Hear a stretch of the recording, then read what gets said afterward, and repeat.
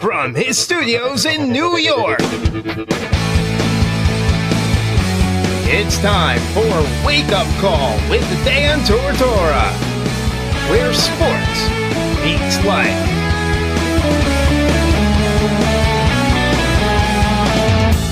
Here's your host, Dan Tortora. Welcome here to Wake Up Call with Dan Tortora on wakeupcalldt.com, your one-stop sports shop, and on mixlr.com/wakeupcalldt. Happy to be here with you every single Monday through Friday from 9 a.m. to 11 a.m. Eastern Time. Why? Because you're awesome. I hope you're having a great week. It's TGIF. You know I love TGIF, but I also love Mondays and Tuesdays, Wednesdays and Thursdays, Saturdays and Sundays, because I'm a crazy person. And I have this strange belief that if God wakes you up in the morning, you should probably enjoy the day. So, with that being said, today's a very special day, and it's special for so many reasons. So, I'm very excited to share with you today in the special, wonderful, beautiful Ghostbusters Day. Something strange in the neighborhood. Who you gonna call? Ghostbusters! There's something weird and it don't look good. Who you gonna call? Ghostbusters!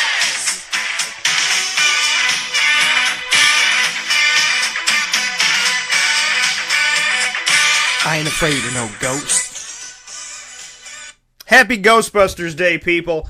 On one of my other shows under Dan Tortora Broadcast Media, Superpowered Pop with DT and EB, we are bringing you a double dose of Ghostbusters on Ghostbusters Day. We're bringing you a Ghostbusters-themed show, speaking on Ghostbusters, Ghostbusters 2, Ghostbusters 2016, Answer the Call, and then our second special broadcast for Ghostbusters Day is featuring Robin Shelby, a.k.a. Slimer and Lady Slimer herself. So Slimer and Lady Slimer. She played Slimer, the visual effects in Ghostbusters 2, and she was Lady Slimer in Ghostbusters 2016 Answer the Call. And as she said to us, she thinks she's the only person in history to play herself and her love interest, which is pretty cool. So go check out those shows. They'll be coming up right after the broadcast. At 11 a.m. this morning, they will be available to listen. They're going out on superpoweredpop.com and superpoweredpop.podbean.com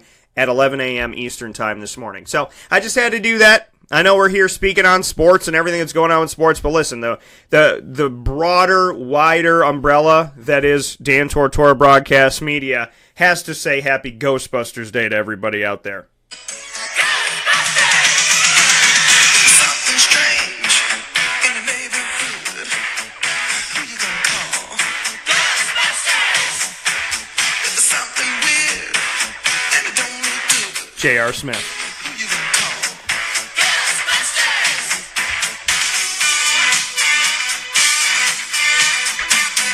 That's where Steph Curry comes in. I ain't afraid of LeBron. See, you can link it all back to sports ultimately. So I hope you're all having a good morning this morning. And yeah, J.R. Smith. Man. We got some stuff to talk about, folks. Let's hop into the morning menu, shall we? Here on Wake Up Call with Dan Tortora, Monday through Friday from 9 a.m. to 11 a.m. Eastern Time. We like to start off the show by giving you our menu of topics. The morning menu, that is. Live now with the morning menu is Dan Tortora.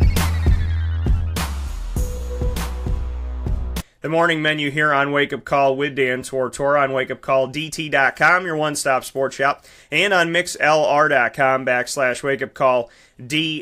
Very, very excited to have you here this morning. As always, every Monday through Friday from 9 a.m. to 11 a.m. Eastern Time. In the morning menu on today's show, we're going to do it like we do it on a Friday. And we're starting off the show with the annoying moment of the week.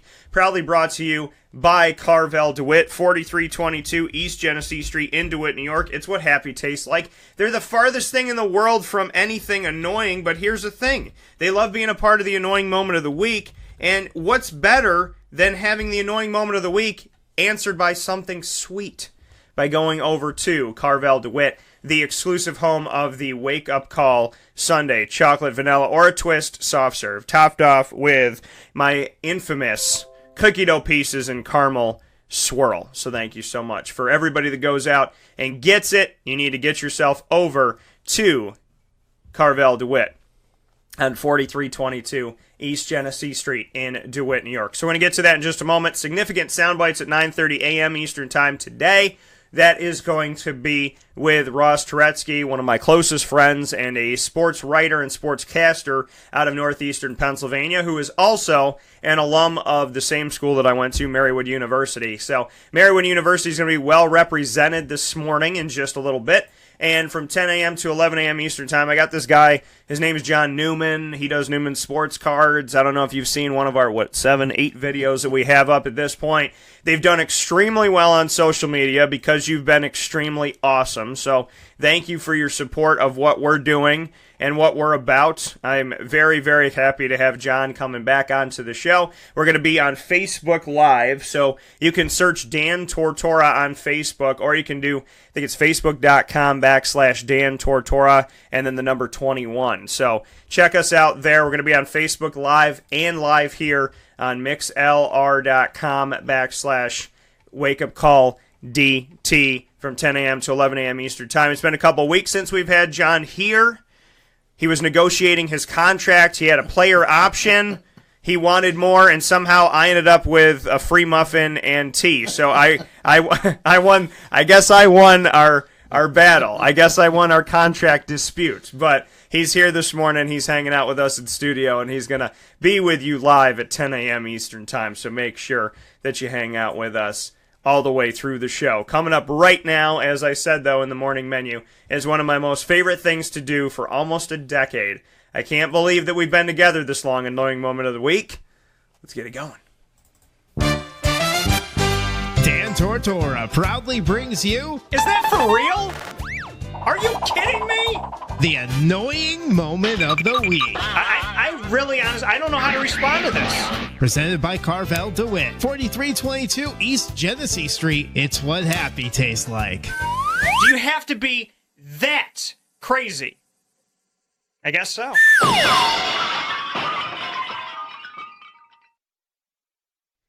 The annoying moment of the week for this week. We got a couple things. I got to get into something that Johnny just said on the live feed. Johnny said, Cavs will win tonight. If not, I'll wax my chest. I said, well, I guess you'll be waxing your chest. We should do it on Facebook Live, Johnny. You want to wax your chest for Wake Up Call with Dan Tortora? How about this? We call it Wax for Wake Up Call. I like it.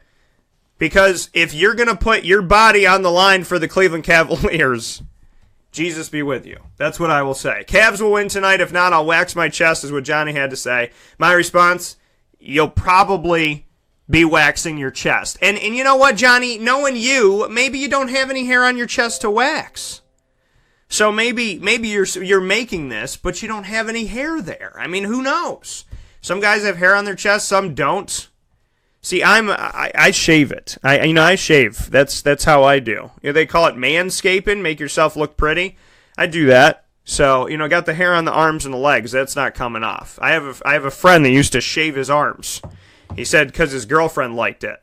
And then she looked at me and she's like, no, I don't like it. It's itchy. It's strange. And I was like, yeah, you do it for yourself because you're crazy. But that's okay. I've never heard of anybody shaving their arms outside of. Do you shave your arms? No, but Jordan does? No, Jordan's girlfriend makes him shave. Oh, okay. Jordan's girlfriend makes him or suggests that he shaves his face. So here's my love to you, Mr. Jordan Newman. Okay, if you like it, keep it. If they don't like it, that's how I feel. Because if I've learned anything in 32 years of my life, you gotta love who you are. You gotta love what you do. And you can't wait until the next relationship to grow a goatee. So make sure that if you love it, you keep it. And, people gotta kind of deal with it. So big ups to everybody this morning. Big shout out to my wife. We had a great anniversary yesterday. 4 years of being married. 6.5 years of being together. So big shout out to my awesome wife. We had a great time. We went to, what did we do yesterday? Before I get to the annoying moment of the week, I need some positive that I can throw your way. So we we we went to Chick-fil-A Cicero, and it was so funny because Jim Sikowski came over and he goes, "Isn't Dan a hopeless romantic that he brought you here to Chick-fil-A?" And I was like, "Listen, this is how I link it all together. My wife and I love Disney. Disney's in Orlando. That's where we had our honeymoon. That's the first place I ate Chick-fil-A. So, to feel like we were back in Disney, we went to Chick-fil-A. And we love Chick-fil-A sandwiches. So, it's good stuff. So, we had Chick-fil-A. Then we went to Beacon Skiff. And we did a tasting of their 1911 hard cider. And we got some food there. Got some cool stuff to bring home. I got these churro bites. They're absolutely amazing. So cool. We played cornhole. I found out that I can make some shots. I can do some things with the beanbag, so that's good stuff. And something to know because we might be doing some cool things at the CNY Pop Fest. I might be challenging some of y'all out there at the CNY Pop Fest. Buy your tickets now at cnypopfestival.com. And outside of that, we sat and we just looked out over the beautiful landscape that God's presented us when we were at Beacon Skiff. And I saw Utica Pizza's It's a Utica Thing line of sauces there. So shout out to Utica Pizza Company and It's a Utica Thing for being at Beacon Skiff. They just got there within the last couple weeks. So shout out to all the hard work of Charlie and Phil and everybody. And then we went from there to see our happy hour, since we're not big drinkers and lushes and falling over ourselves and whatnot, we're not snooky. I guess that's how I would describe it. I'm not snooky. So, our happy hour, we define that by half-price sushi at Kodo. So, we went to Kodo, got half-price sushi. Shrimp tempura roll is awesome, and the spicy roll with tuna is really, really good. But the shrimp tempura roll, by far, is my favorite. So, we did that on our anniversary. And then after all of that, we shopped around a little bit in the mall, and then we came home, and we spent the rest of our anniversary with our little babe, with Lily. So we spent it with our pup that is our daughter, and we love her tremendously. So it was a good time. We had a great time, and it was just a low-key, wonderful day with my wife. So I appreciate it, and I thank God for her every single day. So with that being said, back to Johnny. He said, "I'm willing to put my body on the line because that's how much I loathe Golden State." Well, guess what, Johnny? You can put your body on the line. I get it. But it's Cleveland Browns. Well, probably. That's how it feels right now. It's the Cleveland Cavaliers, LeBron James versus everybody. It's LeBron. That's all it is. It's Bron show and nobody else. That's what I told you. That's why it's frustrating and it's hard to get around a team like Cleveland. Because it's one guy and then some other people sometimes. Oh, well, today Kevin Love decided to play basketball. Today J.R. Smith decided not to run with the basketball into the stands and eat popcorn. Today Kyle Korver decided that this is a game that he wanted to play. It's not a team. Where Steph Curry could fall asleep, Kevin Durant's going to pick it up. Klay Thompson, Draymond Green's going to get in your head. There's so many different... JaVale McGee, there's so many different pieces to Golden State. That's why Golden State is so good. But they're not the annoying moment of the week. The annoying moment of the week has to go to the news that I heard this morning when I woke up. And that is that Anthony Bourdain has left this earth. And not just left this earth, but left this earth of his own doing. It's the annoying moment of the week because people around this world, and maybe even outside of this world, who knows what else is out there, we have our moments where we don't feel loved, we don't feel safe, we don't feel appreciated. And in the world we live in today, people get lost in the shuffle of things. And in the world we live in today, people get disrespected and attacked for no reason. And I'm not saying that this is what happened to Anthony Bourdain. I'm saying that we live in a world where people feel way too comfortable spreading hate, negativity, and questioning people, correcting people, and abusing people verbally on social media. The world we live in today constantly says, hey, there's love, but I also hate you. And we have to change that. We have to change that. And the thing that I find amazing, and Bonnie Bernstein, we follow each other, And shout out to Bonnie Bernstein. She's been around for a long, long time, doing awesome work, ESPN and CBS, so God bless you to Bonnie Bernstein. She put out a post today. She said, I've heard many wonder, quote, why would a rich, famous person commit suicide? They have everything, end quote. And then she continued to say, rich and famous doesn't make you impervious to human emotion, mental illness, or the challenges of personal and professional relationships. It's just money and recognition. Rip Anthony Bourdain. And this is the thing. I feel her on this. Because I said this before. I said to my wife a few days ago before this happened with Anthony Bourdain, I said, when we were talking about Kate Spade, I said, it just goes to show you that money and that wealth and power does not equal happiness. That wealth and power does not cure the ills of the hearts and the minds and the sadness. Wealth and power doesn't do that. For all these people that are stepping on each other's backs to try and make money and make a company and survive in the world we live in today, just to get to that, you're not going to be happy. If you're not happy within yourself, if you're not doing well within yourself, if you don't love yourself, it doesn't matter what you have. Because you can't take it with you. There's a reason why God said when you come to heaven, it's you. It's your spirit. There's no briefcase. There's no collection you can bring. There's no money you can bring. There's no toys you can bring. There's no cars you can bring. There's none of this that you can bring. You come alone if you come at all. That's how it is. There's a reason why God doesn't accept money. Because he's smart. And money, what do? We chase money, right? We chase money, we chase power, we chase prestige. That's what we do. We chase it because we're told that that's what makes us special. That if you have more Twitter followers, if you have more Facebook friends, I have 2,000 somewhat, whatever, Facebook. You want to know what I use Facebook for? Business. And Mark Zuckerberg, figure your you-know-what out. Because being a business on Facebook and getting out to people who want to see our content should not be hindered by the fact that you can't figure out what hate speech is. I've said it. Facebook is constantly trying to force businesses to promote themselves by paying money, but those of us like mine who are very successful organically and for free promoting our business are hindered by your screwed up system and policies that say that they're for the people, but they're really just for a profit. Money does not buy you happiness. Prestige does not equal happiness. Power does not equal happiness. Some people in my family, I can ask them. There's people in my family that have money and they think they have power. And they're some of the most unhappy people I've ever met in my life. Constantly berating people, constantly negative, and constantly alone. Happiness is not money and power. So on a day that another human being has left this earth, let it be a sign, let it be an example, let it be a showing of just because you got it all doesn't mean you have it all.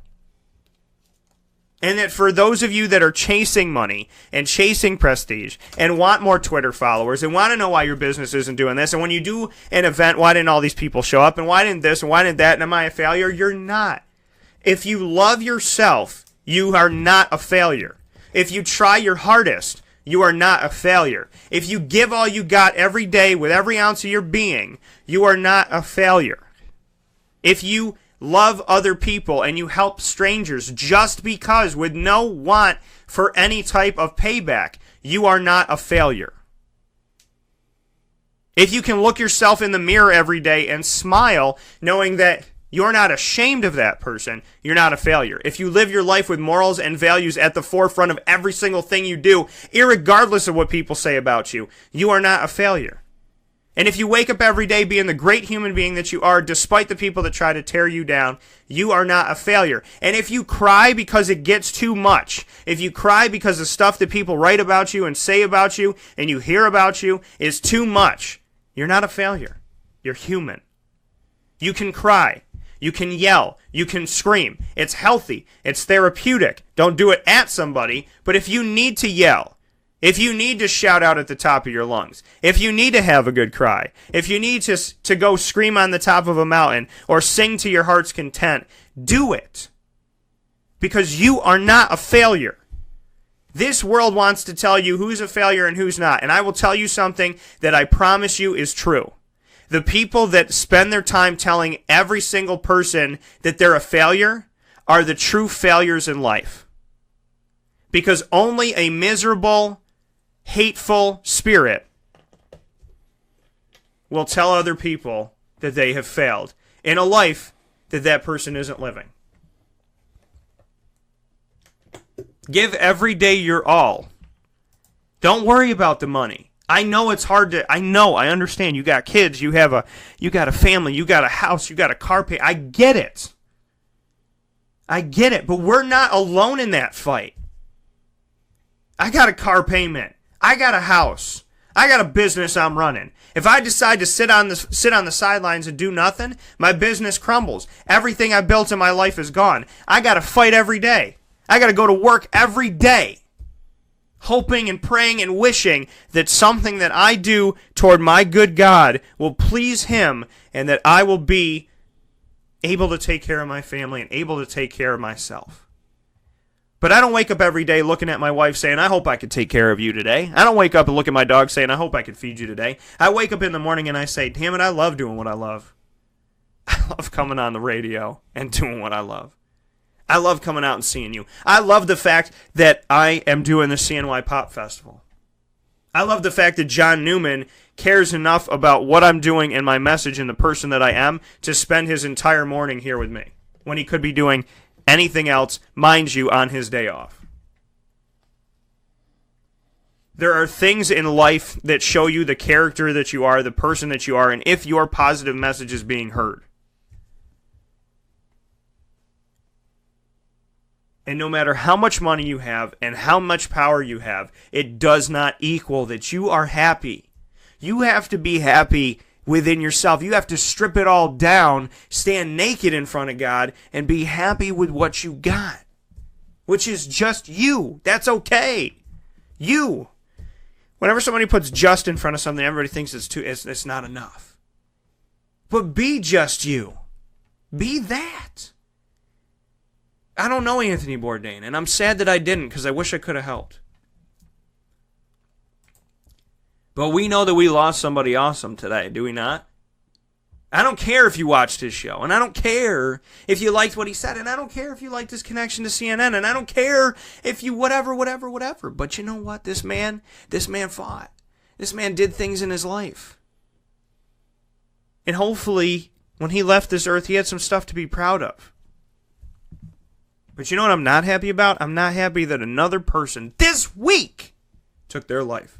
And we know about Kate Spade, and we know about Anthony Bourdain because they're famous. But we don't know about Joe Smith and Jill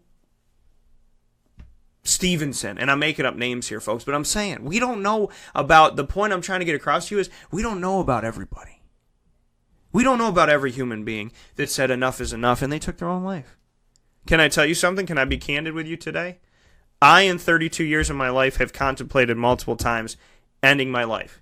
And I'm going to tell you why. Because I felt alone. Because I was in relationships that weren't healthy. Because I was trying to be in a relationship with someone who didn't want to be in one. Because I struggled with people in my family. Because I felt like I was never enough for somebody in my family. Because I felt like I wasn't enough for myself. Because I was bullied in school. Because I tried to be everybody's friend and somehow it made enemies. So I contemplated it. I did. I thought about it. I got close. I said, this is it. And I couldn't do it. You want to know why? Because I love myself. Because I love God more than I love anything in the world. That's why I couldn't do it. Because I knew it wasn't the right thing to do. I knew that I was letting them win. I knew that if I gave up this fight, there would never be another fight to have. And I'd rather lose every single fight for the rest of my life than not be here for one. So, if you know somebody that is sad, irregardless of their social status.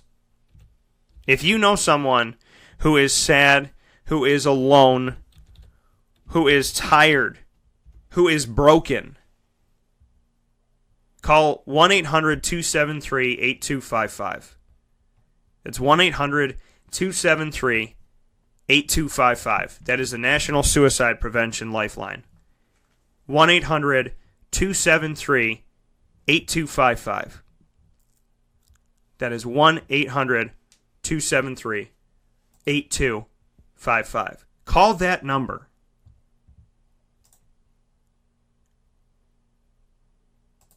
Call that number and ask for help. If it's you, call it. If it's your mom, call it. If it's your sister, call it. If it's your brother, your best friend, your wife, your husband, your kids, call that number. Just call it. If for nothing else, to get information, to ask, what can I do? In the world we're living in today with all of this social media, we should feel more together than we've ever felt.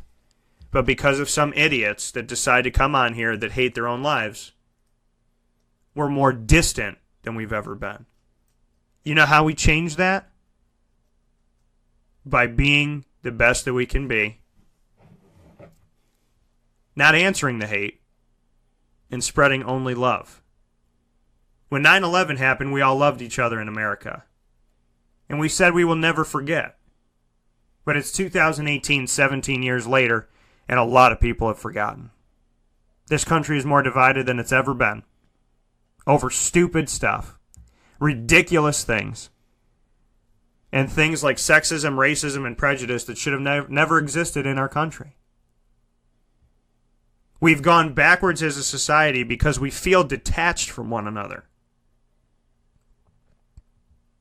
We have to bring each other back together. And how you do that is you open a door for a stranger. You say please and thank you. You ask the person who is checking you out at the counter. You ask that person who's ringing up your stuff. You ask them how their day is going.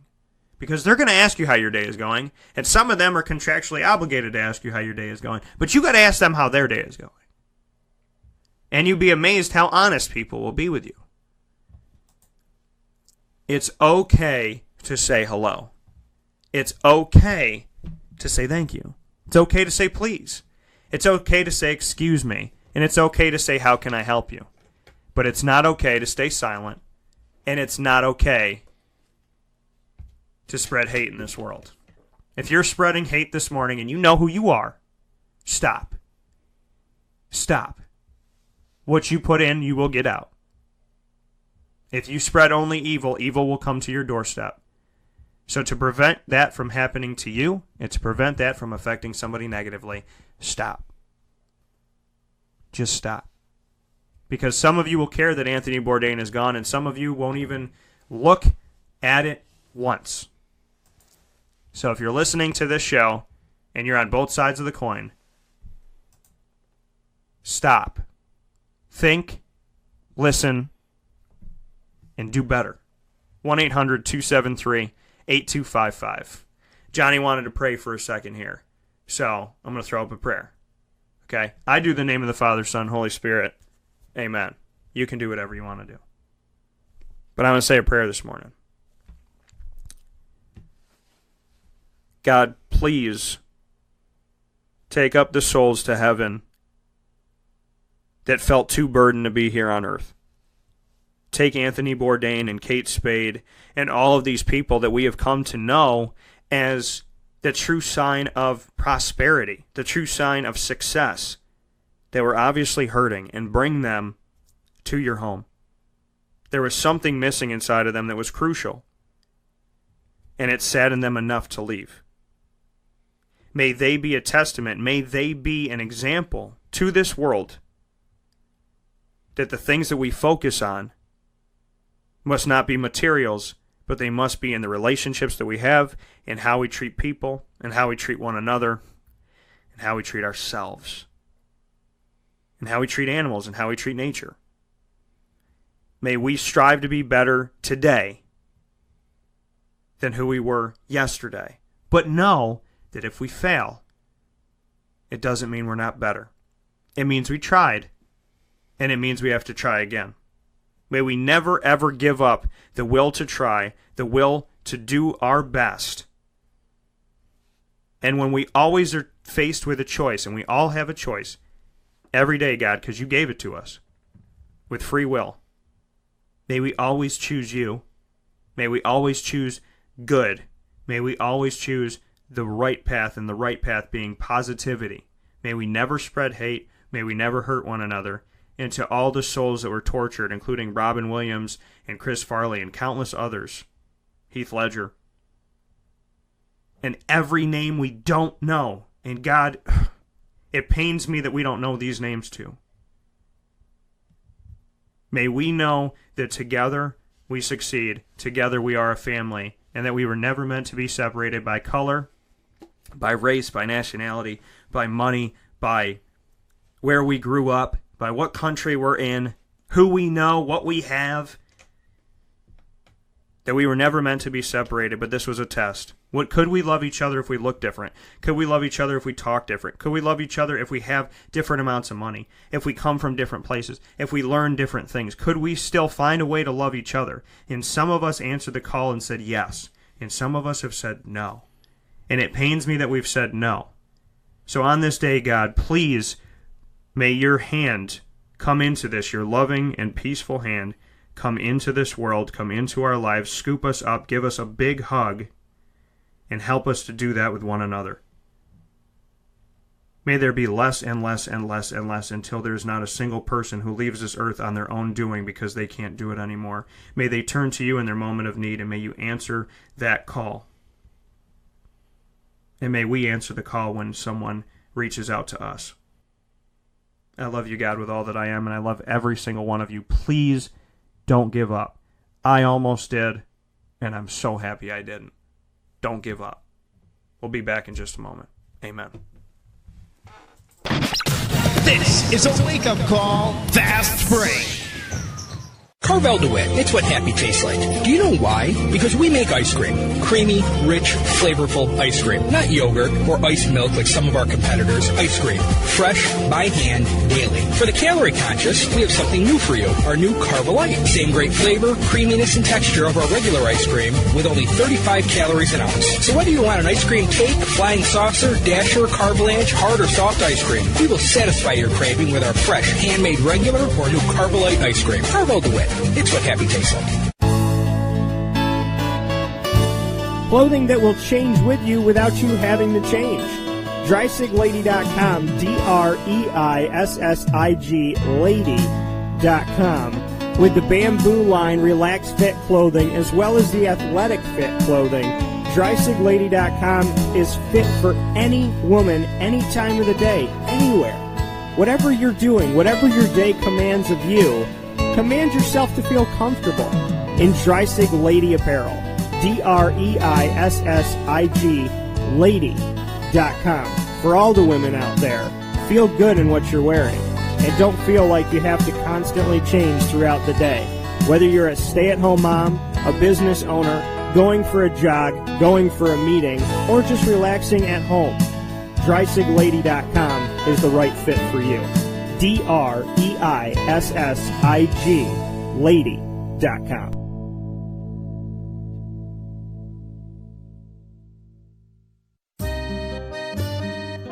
This is Lawrence Papaleo, licensed real estate salesperson for Gilbo Realty. Call our home office at 315-752-9513, or better yet, call or text me directly at 315-748-2524. Let me ask you a question, Lawrence. If I needed you to help me buy a house, find the right place, could you help me do that? Joe, I'll help you find your dream home. You don't ever say my name on the radio, never. If I needed to sell a house, could you help me go about that the right way? Yes, I can. How do they get a hold of you? Call me directly at 315-748-2524.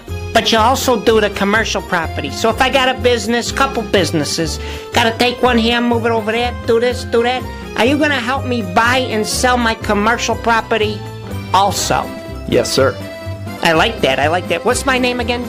I have no idea. Absolutely, but they need to know your name, so give it one more time. This is Lawrence Papaleo, licensed real estate salesperson for Gilbo Realty. My phone number is 315-748-2524. Why don't you tell them your name one more time and that number so we can jot it down? This is Lawrence Papaleo. Call me or text me directly at 315-748-2524. This is Jimmer Sikowski, owner-operator of Chick-fil-A Cicero, 7916 Brewerton Road in Cicero, right in front of the Home Depot. I had a deep feeling that God wanted me to do something bigger with my life and to help people, help others. He kept putting Chick-fil-A in my life, and I realized as I was going through the franchise selection process that positively impacting the lives of others was really core to what we do here at Chick-fil-A. First of all, it starts with the food. The food is brought in fresh daily. We bring in local produce. We prepare to order in the kitchen. We hand bread our chicken. We hand spin our milkshakes. It's great food. It doesn't taste like fast food. I think the second thing is the way people feel when they come in a Chick-fil-A restaurant. It's different. We try to treat people with intentional kindness here, which is very different and deeper than good customer service. And so I think it feels remarkable for most people to come in a Chick-fil-A restaurant. And then lastly, the impact that we try to have in the community is very different. It's a big part of the expectation of every operator of a Chick-fil-A restaurant is that they're actively engaged in their community, they're a leader in the community, and they're making a difference. When they realize that what we're striving to do is to shine a little light in their life, that's a very, very different experience than you will have in any other quick service restaurant. And it's that remarkable experience that I think people will emotionally connect with.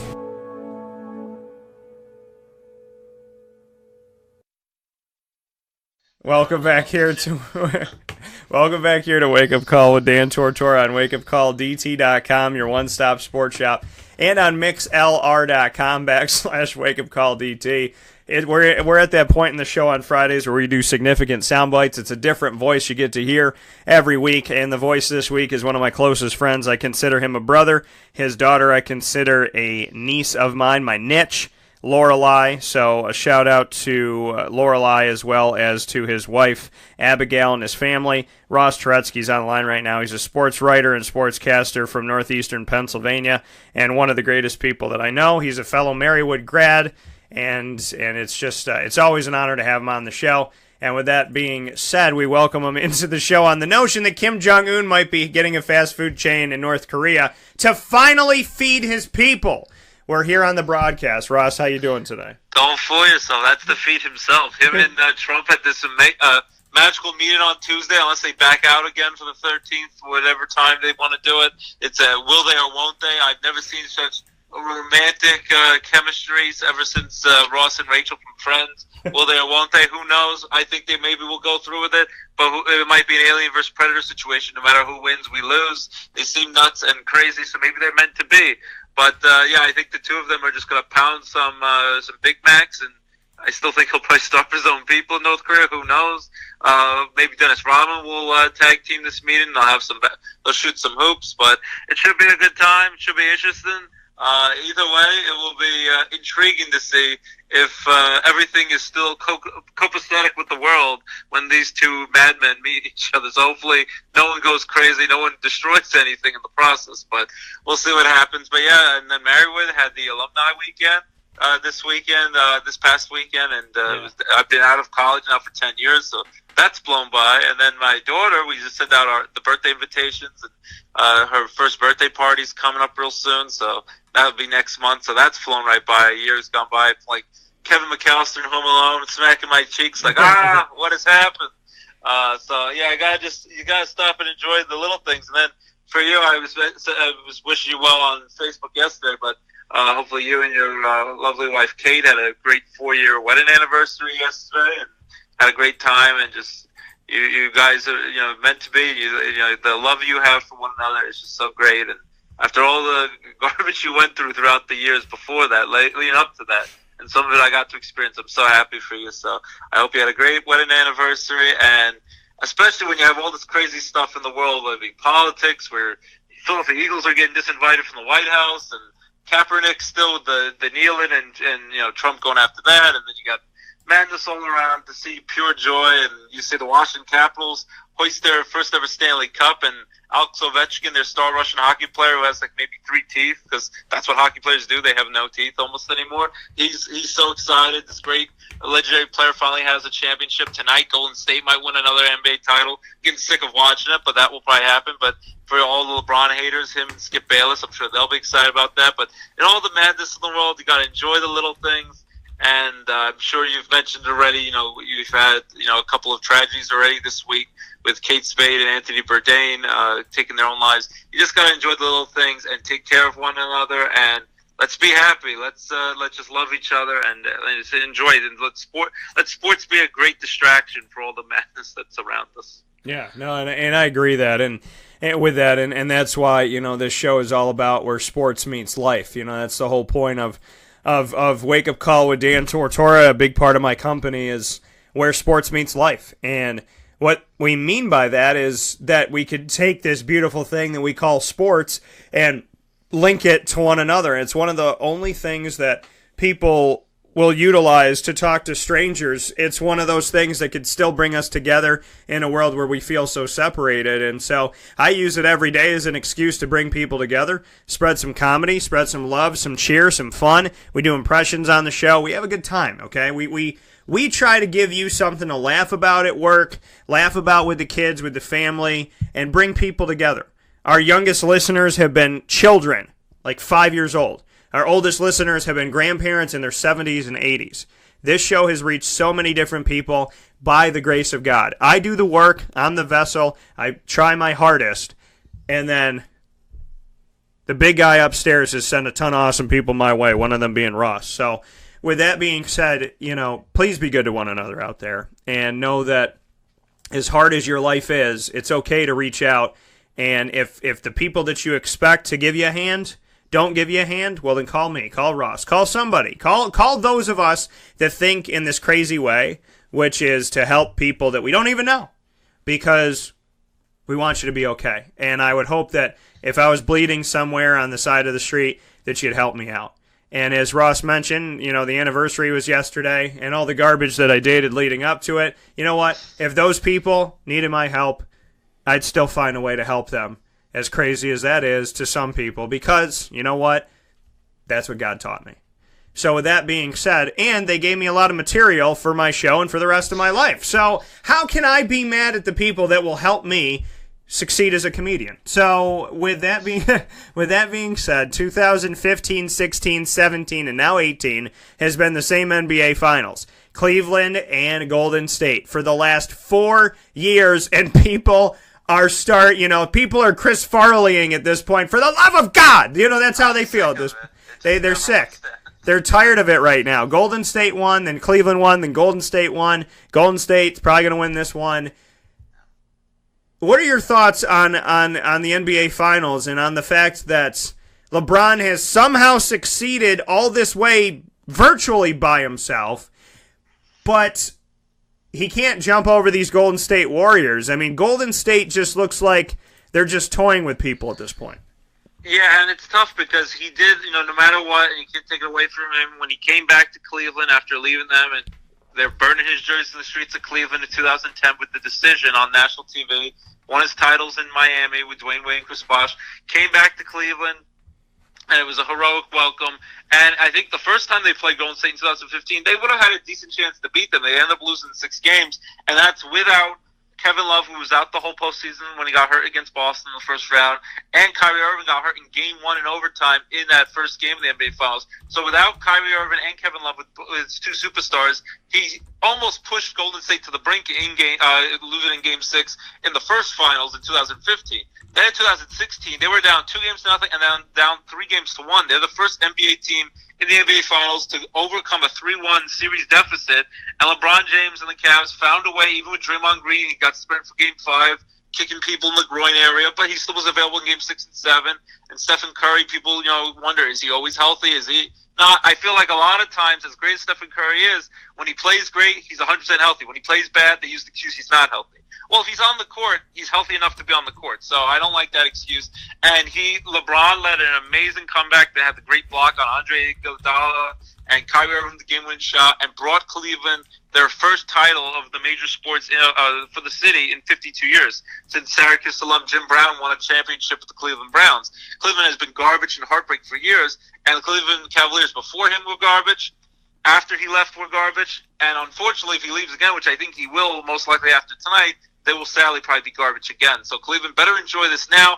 So so they came back from 3-1 series deficit. They had the great championship in 2016, and then I think the biggest thing that has now really put a stop to LeBron James having any chance to really, as crazy as single-handedly with very little help getting to the NBA Finals for the 8th straight time this year.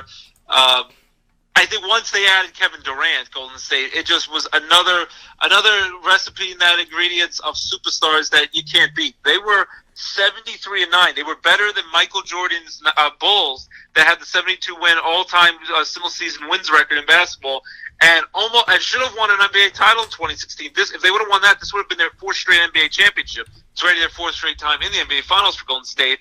Cleveland came back, but then when they added Kevin Durant to a great team with Draymond Green, with Stephen Curry, with Klay Thompson, these great shooters and Splash Brothers, you add Kevin Durant, who might be the second best player in basketball, maybe behind LeBron James, and it's just not even fair at this point. So even with Kyrie Irving last year, they still crushed them in 5 games, and now Kyrie Irving is gone from Cleveland, so it's LeBron, Kevin Love, who's injured and sometimes plays, and then a lot of who knows who they are on the court. It's a lot of just like, it seems like guys who, nothing against people like this, people at like a fast food chain or people bagging a grocery store. I think LeBron is just, he gathers people from Home Depot or Lowe's and says, you want to play basketball with me? Let's play. And sadly, in a situation like if J.R. Smith was at Lowe's, I'd be terrified. Well, yeah, because he doesn't even know where things are. There'd be like anvils falling on his head. It'd be like a Looney Tunes show. And then, game 1, they could have, on the road to Golden State, shocked the world, stolen game 1 from Golden State, and that would have changed the whole complexion of the series. He scored 51 points, LeBron James, only the 6th time that's ever happened. First since Jordan did it in, I think, 1993, 25 years ago. And it still wasn't enough. George Hill, first off, they reversed the charging call when Durant ran over LeBron James. I thought that was a BS call. And then George Hill just makes a free throw. They probably win. He misses the second free throw. And then, of course, the debacle, J.R. Smith, who, whether he's high or not, he doesn't seem to know any on-court presence, doesn't know the score. He lied and pretended he knew the score, when honestly he didn't. He got the rebound. Instead of throwing it back in there or passing it to someone, or they even have a timeout left there, he then just runs out the clock, and he's like, I thought we were winning. Like, he was celebrating. LeBron, the memes with LeBron James, kind of pleaded with him, begging him, pass the ball, do something. And instead he runs out the clock. It was ridiculous. And then in overtime they got blown out. Game 2 they got blown out. In Game 3 in Cleveland, they had a lead for a while, played pretty well. But then Golden State, even without Stephen Curry and Klay Thompson playing well, that's the thing. Golden State at times, sometimes Steph takes a night off, sometimes Klay Thompson takes a night off, sometimes Durant takes a night off. But not all of them will take a night off on the same night. LeBron has to be on and play great every single night. Whether you love him or hate him, he needs to be on top of his game every night because he doesn't have Kyrie Irving anymore. He doesn't have a superstar running mate. Whether it was his fault or not, Kyrie Irving, maybe he ran him out of town because Kyrie Irving wanted to be the man, and Kevin Love is just not the same player as he once was. Where Golden State has the luxury, Kevin Durant played out of his mind, scored 43 points, hit the big dagger three-pointer like he did in Game 3 last year in the NBA Finals, and almost single-handedly won in Game 3. And then he had a few, guys off the bench scored some points from him in Golden State. But Steph Curry and Klay Thompson, even when they didn't have a great night shooting, Durant is able to take over, and sometimes Durant takes a night off and Steph takes over. And in a situation like that, it's unfair. You really have no chance. And tonight, the best that might happen is maybe in a Game 4 scenario like last year, Cleveland will, get the moxie up, not want to get, be resilient. They won't want to get eliminated on home court, and maybe I'll give them a slight chance. They could win tonight, just so they don't get eliminated on home court. But then, know what will happen? Monday night in Golden State, they will get destroyed in Game 5. So they're either going to get swept tonight, or they're going to get destroyed in Game 5 in Golden State. Either one, it's going to happen. Can we say something here with the fact that one of my listeners, Ross, said that he will shave his chest if Cleveland loses tonight, and I have a very good inkling that he'll be bare-chested tomorrow morning. He very well might be. Like I said, you have a slight chance that just because pride and LeBron, is probably the best player in the world still, even at almost 34 years old, they maybe will find a way to win at home tonight. Maybe. But I still don't think that's going to happen. I think most likely Golden State wants to embarrass them. They want to sweep them. And I think ever since they blew that game one with the whole J.R. Smith debacle when they could have won game one in Golden State, I think this whole series has changed. And it went from where they played pretty well, could have won game one, could have won game three. They could be up 2-1 right now. But now, instead, they're down 3-0. And they're either going to lose tonight or they're going to lose Game 5. And love him or hate him, LeBron plays it out of his mind. But in the end, they don't have enough firepower with this Cleveland team.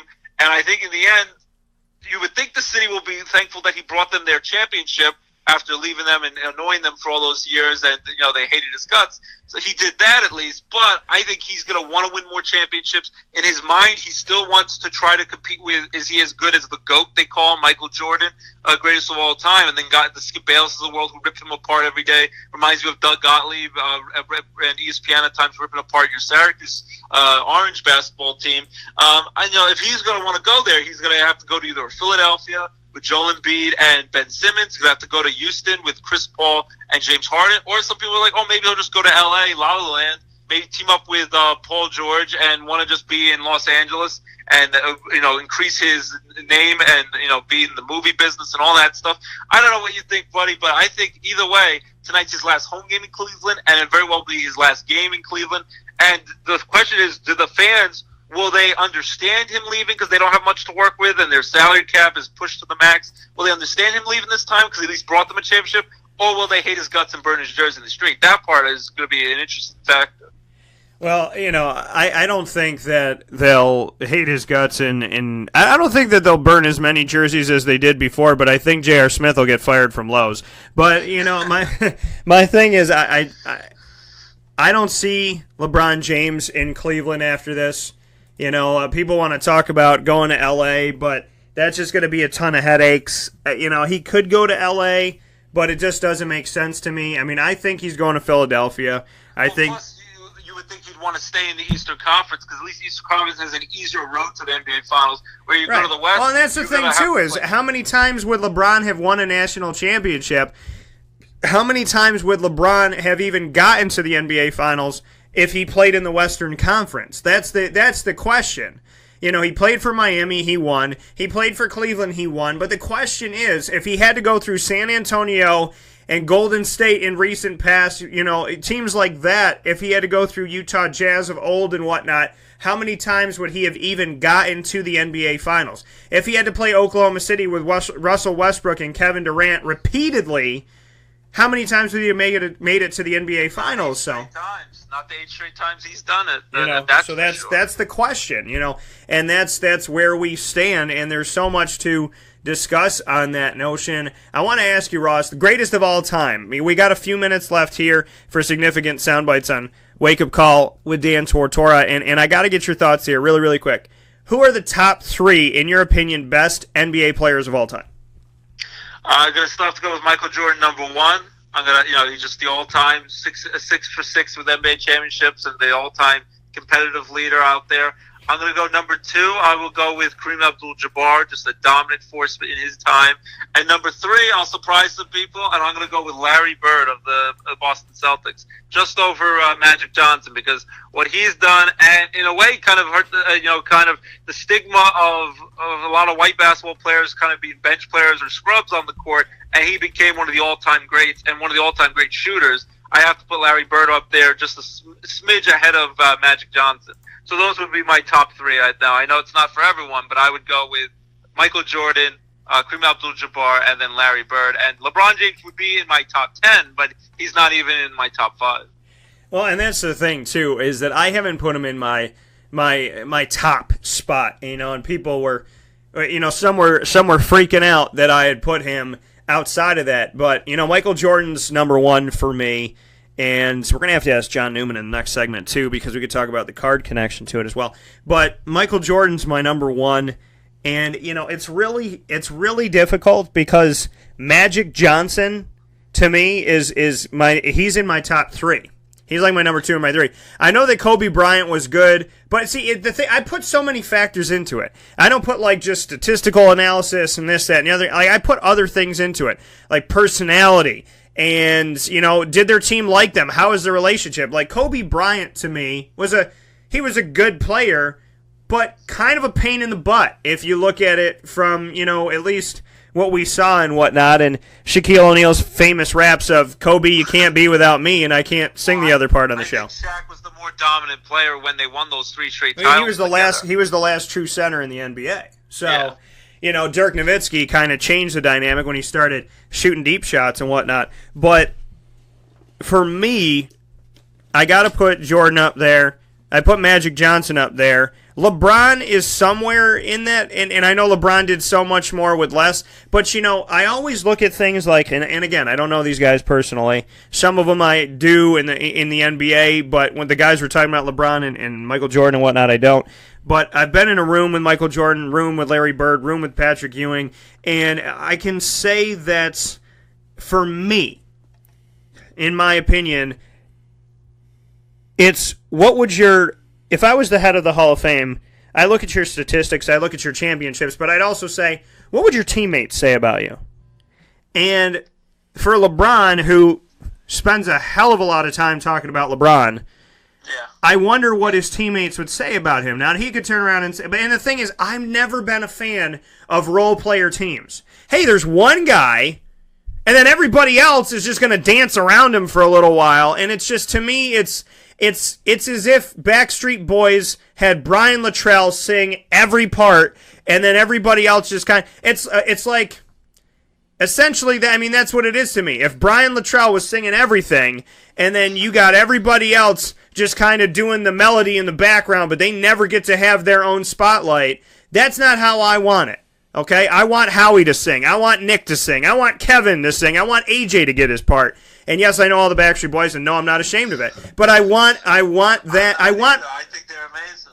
But that's the thing is, Golden State, that's some Backstreet Boy love. That's some Boys to Men. There's something going on there that, and maybe Boys to Men's better because 4 is reasonable to say for them. But it's a team. San Antonio was a team. Oklahoma City at a time was a team. There were teams. Chicago, Michael Jordan would say, Scotty, look at what Steve Kerr did. Look what Luke Longley did. Look at Tony Kukoc. If Tony Kukoc made a mistake in a game, it cost them the game. You got to think about that. Tony Kukoc, what he did in that game to every single guy. Ron Harper. There were so many people on that team that made it happen.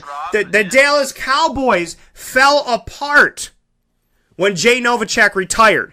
Then Moose Johnson retired. Then the wheels fell off. Larry Brown left and went to the Raiders. Russell Maryland left and went to the Raiders. That is when this team fell apart. It started with Jay Novacek. It ended with Troy Aikman and Emmitt Smith. But that is what happened. The team needed all of its pieces together. They needed all of that to be there. With LeBron James, I understand that he's won a bunch of championships. I understand that he's really hard to guard. I understand that he's a really difficult player to go up against. But at the end of the day, he plays on a team where he's by himself, where some people would argue with me and say, so yeah, Dan, even more so, he's the greatest of all time or one of the greatest of all times because he did it alone. But for me, I want to see a guy who can go somewhere and make his teammates better. Make the city, make everything about that organization better. When LeBron comes to you, he makes you better. When he leaves you, he cripples you. Okay? But when he's there, who is he? What is he improving? Where is he bringing people up? Where is he making it better? Michael Jordan, everybody played better. Everybody played better on that. Larry Bird, everybody's playing good. Robert Parrish, people are coming up. That was a team. Boston had a team. Boston had multiple players that were effective. Magic Johnson with Kareem Abdul-Jabbar. There was a team. The Supersonics. Gary Payton, Sean Kemp, Detlef Schrempf, Hersey Hawkins, Sam Perkins. It was a team. The team, I love when a superstar is on a team that has awesome players, and they're not just these puny little role players who play in game 1 and don't play again until game 5. So the whole LeBron factor that he is so good, I don't like watching his teams because I feel like it's a bunch of guys that are just chasing a ring that have to do minimal work. And I don't know, if they said, do you want to play with LeBron James, I'd say no. because I wouldn't want to be the guy that's just passing him the ball and watching him play. I'd want to be on a team that I could actually get some shots off and earn that ring for my team. So, I mean, forgive the it's just frustrating to watch that it's LeBron and only LeBron, and I know that that's everybody's argument about why LeBron's the greatest because he does it by himself, but for me... that's my question, buddy, is how would he coexist if he goes to Houston with, he's best friends with Chris Paul, James Harden, who's a ball hog? How would he coexist with young superstars like Ben Simmons, who has to have the ball in his hands all the time? Just like LeBron. At times, LeBron is a point guard, and so is Ben Simmons. And then Joel Embiid, who gets hurt a lot. How would he coexist with a lot of these teams? And then with the Lakers, would he want to go into the circus of with LeVar Ball? I want to know how many fights he would have with LeVar Ball. That's what I want to know. I think he would annoy the heck out of him. I don't know he'd want to handle that. If he goes to LA, he would maybe demand, Magic Johnson now runs basketball operations there, he'd maybe demand you have to get rid of this guy because I don't want to have to deal with this guy's dad and the circus around that and all the craziness. They were trying to get his brother, who got kicked off the team after shoplifting in China, and they were playing in Lithuania. They were trying to get his brother a tryout and try to get on the Lakers. Lakers said thanks, but no thanks. We're not interested in the brother. He's not good enough. After all that craziness, what I'm wondering is, where do you think he'll go to Philadelphia? If I had to guess, I'm going to say he sticks to the Eastern Conference like you. He goes to Philadelphia and he teams up with Ben Simmons, Joel Embiid, and all those role players. And maybe a big help is they got rid of Brian Colangelo, who runs basketball operations. I don't know if you've talked about it before, but about the whole Twitter burners he was doing, where him and his wife allegedly were coming up with random Twitter accounts that were bad-mouthing all his competitors and even the previous GM of the Sixers to make himself look good. Well, the Sixers parted ways with him because I think if they have any chance of getting LeBron James, they have to understand that LeBron's going to want an organization that's fundamentally sound, that's not a circus coming into it. So they got rid of that GM. So I think if they get a GM that he wants to work with, that could be a big help. And plus, he's also been a mentor to Ben Simmons throughout, his young career. So that could be another help. And I already heard Chris Paul is trying to recruit him to Houston to go with him and James Harden. And that's the other thing that's disappointing. You're talking about getting sick of watching it 4 straight times in the NBA Finals. This is probably the last time you might see this Cleveland versus Golden State matchup. I think Golden State will get there for year after year. Cleveland, though, might be done, and I think if LeBron leaves, then they're going to be gone. They're going to be crappy for a while. Houston could have very easily knocked off Golden State. At times, they were the better team. Unfortunately, Chris Paul got hurt, had to miss Game 6 and 7. They blew double-digit leads in Game 6 and 7, and they missed 27 straight three-pointers at home in Game 7 in Houston, Texas, and the Rockets could have won. It could have been an interesting series to see the Rockets versus LeBron James and the Cavs. The Cavs might have had a better chance with an inexperienced Rockets team, and either way, it would have been interesting to see a different team win and maybe break up this dynasty of Golden State. But instead, you didn't get that. Houston fell apart. I think if Chris Paul stayed healthy, Houston would have won that series. They were getting red hot, and that was unfortunate.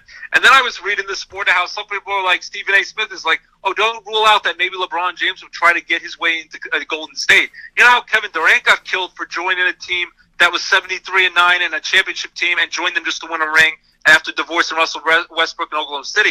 Can you imagine if they found the money and they brought LeBron James in with all those stars? I think at that point you might as well just end the NBA season next year because it doesn't even count because Golden State's going to win the title again. So all I know is if he would ever go to Golden State at that point, you crushed Kevin Durant. I think you'd have to crush LeBron for really just chasing championships because he wants to match Michael Jordan's 6 rings. Yeah, so I mean, ultimately, it's a crazy show. And, we'll see where the LeBron sweepstakes takes us. I will say that the Raptors can be happy that Brian Colangelo is not their GM anymore, and they can move forward from that. I don't know if Joel Embiid and Ben Simmons are going to want to lower their shots that they take in a game, so that'll be interesting to see. But ultimately, what I do know is that at some point Golden State's going to take this, and they're going to win another ring. They're going to win their 3rd ring in 4 years, which is awesome and makes a guy like Chris Mullin pretty happy. And with that being... That dude's going to have to get his chest shaved. And one of my listeners is going to have to shave his chest, so we're going to do it on Facebook Live, because I'm going to...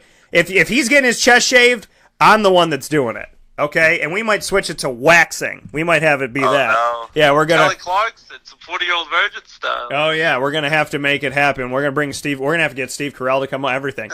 So with that being said, Ross Turetsky, we always have a lot to talk about. Basketball is where we hung our hat today. I get the argument on LeBron James. I get it, folks. I get it. But forgive me if I just don't feel that he makes the players around him better. And I feel like Michael Jordan and Larry Bird, they did that. Magic Johnson did that. So, that's how I feel. We'll take a step aside here. Ross, as always, it's great. You can check out Ross Tretzky. Go to Facebook, Twitter, and Instagram. See him there. And definitely make sure that you check out his work and everything that he's doing writing-wise. Very proud of the work that you have put together, buddy. And I want to let everybody know really quick here that they can get to you on the Times Leader in Northeast Pennsylvania. And I look forward to talking with you soon. Thanks for everything, buddy, and take care. And just love everybody, everyone. Enjoy it. Have a great weekend, and keep enjoying it. And see if tonight is the end for LeBron in Cleveland, the end of an era. So that'll be interesting. And take care, buddy. All right, take care. I'll talk to you soon. All right, bye-bye. That coming from Ross Tretzky once again, Times Leader in Northeast Pennsylvania. A lot of thoughts on LeBron James. John and I will have to talk about some stuff as we come up here next. We got a lot of good things. Sports topics, sports cards, they all go together. And one thing that John and I can agree on is collecting basketball cards in today's day and age is just not the thing to do, okay? It's just not where it's at. Football and baseball. So we can agree on anything. We can agree that if you're collecting basketball cards, I get some for my collection. But, they're not in high demand like football and baseball are. We'll take a step aside. We'll come back. We're going to be on Facebook Live. Go to facebook.com/Dan Tortora21. That's 21. Check us out there and keep listening on mixlr.com/wakeupcalldt. And now to unveil the first ever CNY Pop Festival commercial. This is a wake-up call fast break. For one day only, Sunday, August 12th from 10 a.m. to 7 p.m., the CNY Pop Festival brings sports and pop entertainers together, including Syracuse basketball's Decades of Boeheim from Roosevelt Bowie Jr. to Dajuan Coleman, as well as Syracuse football alumni and actors from The Flash, Star Wars, The Gremlins, Power Rangers, and The Addams Family. Come to the CNY Pop Festival at the F Shed at the Regional Market. Buy VIP and pre-sale tickets now on CNYPopFestival.com. Brought to you by Honda City Liverpool, Utica Pizza Company, and True by Hilton Camillus.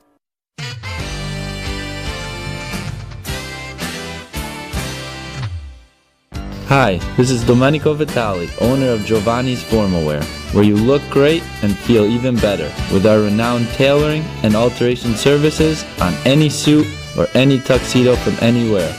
Call 315-455-8729. That's 315-455-8729. Stop in locally on Route 11 in North Syracuse, next to the Ponderosa Plaza, where you can choose your style, get fitted, and tailored, all at Giovanni's Formal Wear.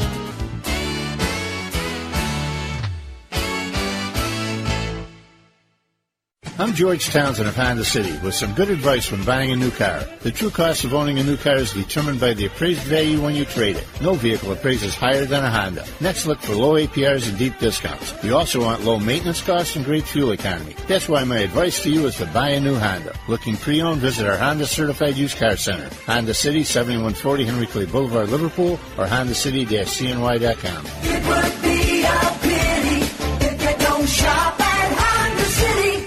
For all of us that have always wanted our favorite restaurant to come to us, it's now a reality in Central New York with It's a Utica Thing, with Utica Pizza Company bringing their wonderful recipes that they've handed down through generations to you, to your event, to your business, to your home. It's a Utica Thing, proudly bringing Utica Pizza Company on wheels to your location. Call 315-738-8946. That's 315-738-8946 to bring Utica Pizza Company to your doorstep with It's a Utica Thing.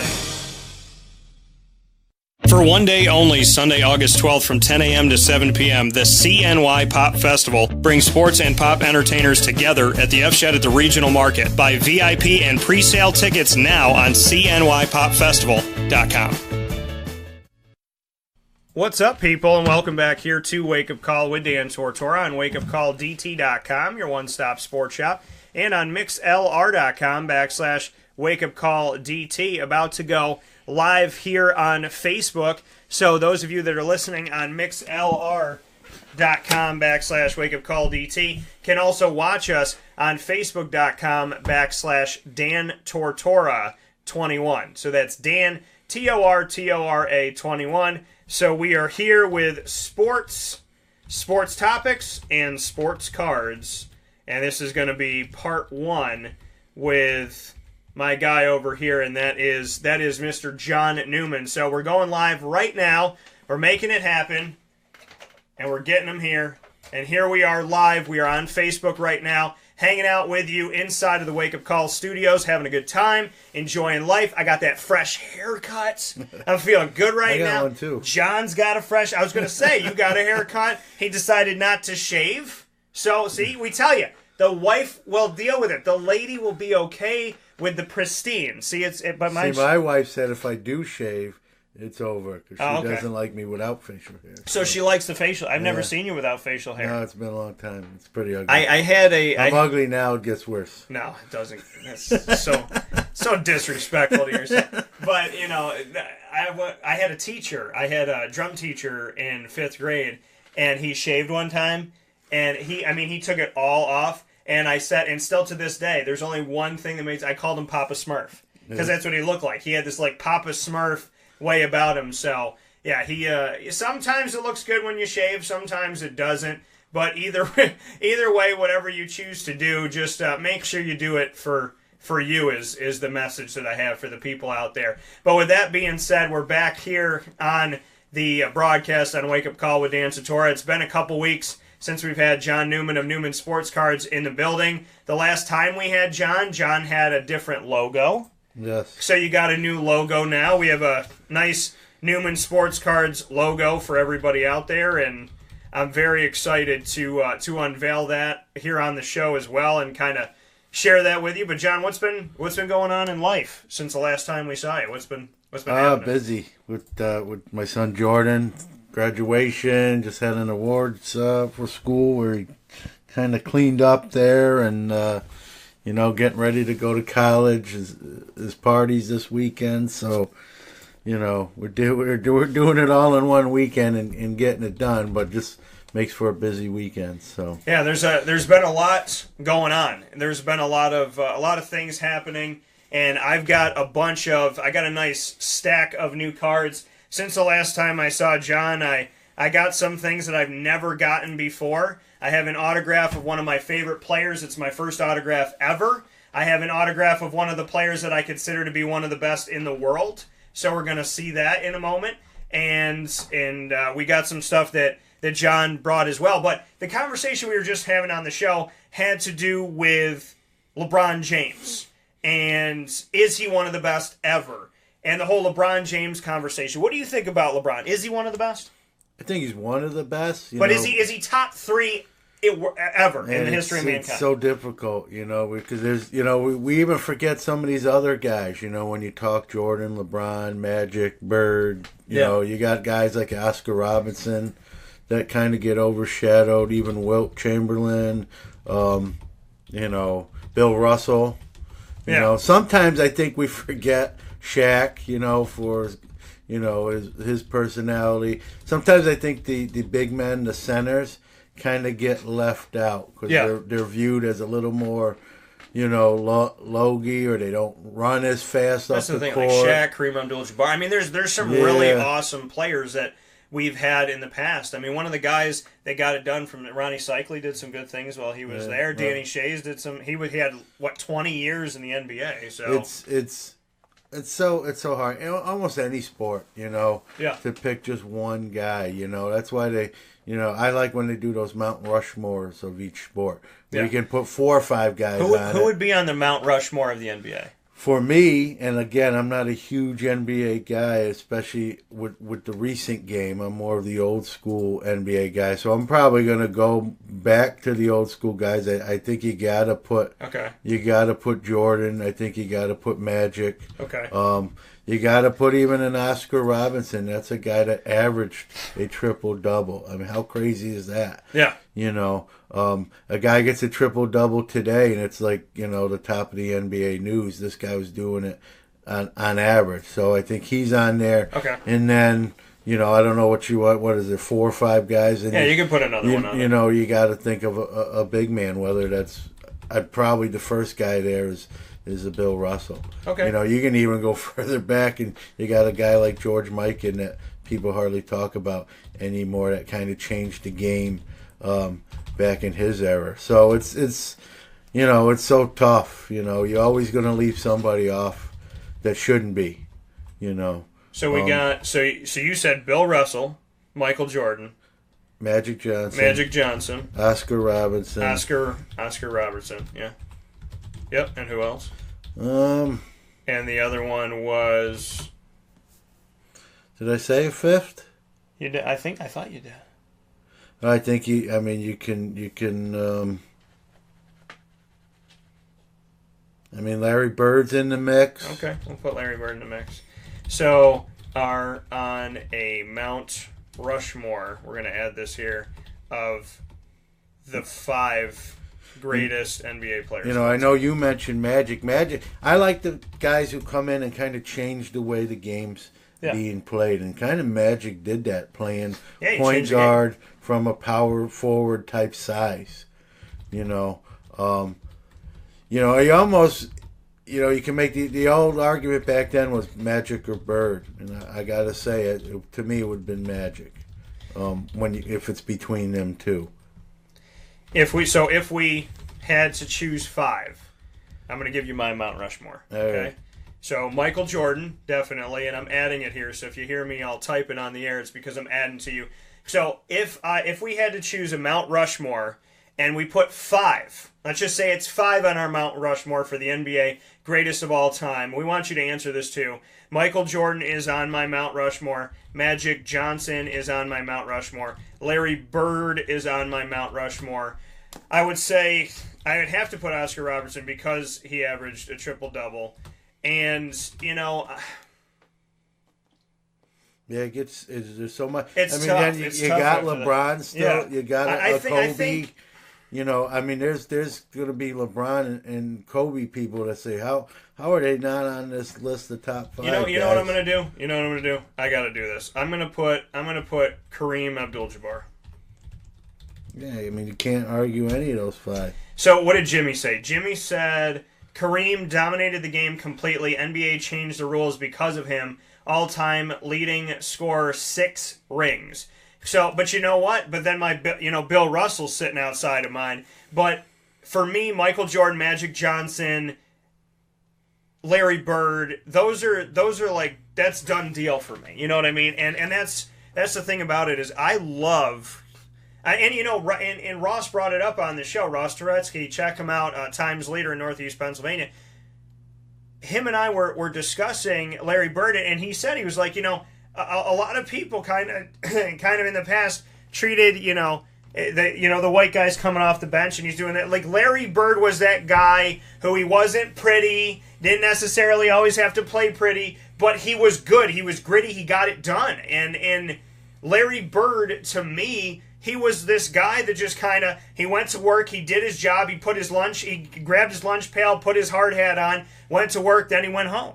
He wasn't flashy, he wasn't crazy. And then on the other side of this, the rivalry that continued from college to pro, Magic Johnson and what Magic brought to the game and how Magic was a magician. There's a reason why Earvin Magic Johnson is Earvin Magic Johnson, because he would take the basketball and then and the basketball is gone and it's in somebody else's hands. You got to put Kareem in there because centers are not centers anymore. You mentioned, the prowess of Oscar Robertson. And Michael Jordan, ladies and he could fly. Michael Jordan could fly. I don't know how. I hope he never made a deal with the devil, but the man could fly in the air. And, but we look at, great players that weren't supposed to do what they did. Spud Webb. You can mention Dominique Wilkins. You can put David Robinson. You could talk about Tim Duncan. You can say, there's so many names. Bill Russell, who wasn't on my top 5, but easily could be put in there. Then, you can look to guys like Kobe Bryant. You can look at Shaquille O'Neal, the last true center that was in the NBA. So, and when I say true center, I mean a guy who's asked to literally just play around the rim. Just come inside of the paint, outside just stay by the block, keep rotating. And, back guys down and be a big burly guy and do what you got to do. But, the game has changed so much, which affects a lot of things. And LeBron is a great scorer. But again, I look at leadership. And I question LeBron's leadership. especially in the NBA Finals this year. He's sort of an enigma. There's some moments where I really like LeBron, and then other times it's almost like a WWE. Sometimes he plays like the heel, and sometimes you actually root for him. And it could be on back-to-back days where you do a complete 180 on him. With some of these guys on the list too, they're all great players. Obviously, you don't get on that short list by being good, right? But some of them are products of the teammates they had as well. Like Bill Russell's on my list, great player, Hall of Famer, but he played on some pretty good teams as well. But they were also pretty good because he was part of the team. So it's such a double-edged sword, depending on how you view that. Even Larry Bird. I look at Larry Bird, and I mean, he went to Indiana State and made him viable and winner. The first word I think of with Larry Bird is winner. Yeah. Because wherever he went, that team just was successful. And again, it was like it was Indiana State. And think about Indiana State after Larry Bird. They're not. You don't think of them in the college basketball world. They did make the tournament and had to play Syracuse a few years back, which is pretty awesome. But yeah, I mean, it's crazy. It's crazy to me, and I know that the list could go on and on. But let's link it to cards, because we mentioned guys like Bill Russell, Magic Johnson, whatnot. We talk about like how much a LeBron card is worth. I want to gauge this here. So if you want a Bill Russell autographed card right now, and we're going to use eBay as an example, you could get a Bill Russell autograph, 35 in the world, of this card that we're looking at right now. $46, $53. There's one that's got two different players on it, so I won't read that one. There's one for $125, $40, $61 for Bill Russell. Yep. Now I would pay $200, $300 for Bill Russell, but we're seeing $60 here. It's that changing of the guard sort of thing. A lot of the people in cards now don't know. I'm 45 years old, so I know who Bill Russell is. Someone in their 30s or 20s are definitely teenage collectors. Maybe watching ESPN in a 30 for 30 or something on the Celtics might get there. Unless they're a historian of the game, they're not going to probably know who Bill Russell is. Well, and that's the thing. Bill Russell, the amount of championships that he won and what he did. I mean, you look at Bill Russell and his rings, and he's rivaling like Phil Jackson, and it's just it's crazy to me how we need to educate our youth. Yeah. I mean, Magic Johnson, he's got an autographed card right now that is $39.95. If you told me Magic Johnson's autograph was $1,000, I wouldn't balk. If you told me it was $500, I wouldn't balk. But you can get his autograph for $42, $100. You could get it for $56, $50. These are low, and so I told you Bill Russell and Magic are around $50, $60, right? 40 to 60, somewhere around that range. Let's look up a LeBron James autograph right now. Get your credit card out. Okay, LeBron James autograph, $1,399, $10,000 for one where he signed multiples. Let's see that one. Go back up, not the. Look who's on that $10,000. Yeah, the $10,000. It's LeBron James, Kevin Garnett, and who do we have here? It's LeBron James, Kevin Garnett, and Michael Jordan. So I understand that one. So let's go to this one though. Just LeBron James, $1,150. LeBron James autograph with a jersey relic, $1,550. A card of him in his pre-NBA days, $474.99, $560, $899. So, again, folks, Magic Johnson, you could get his cards in auction on eBay for $40 to $60. Bill Russell for $50 to $60. LeBron James, $800, $3,000, $200, $300, $1,000 for LeBron James, which just baffles me. And John, I mean, this is what you do for a living, Newman Sports Cards. What can you say about the fact that LeBron James's card is $1,000 and Magic Johnson and Bill Russell don't even combine to be $200? It's that saying I say all the time, the flavor of the month, Yeah. flavor of the current era. People crazy. just know. There's more people, unfortunately, that know LeBron now more than those guys of the past, the Magics and Bill Russells and the two examples you brought.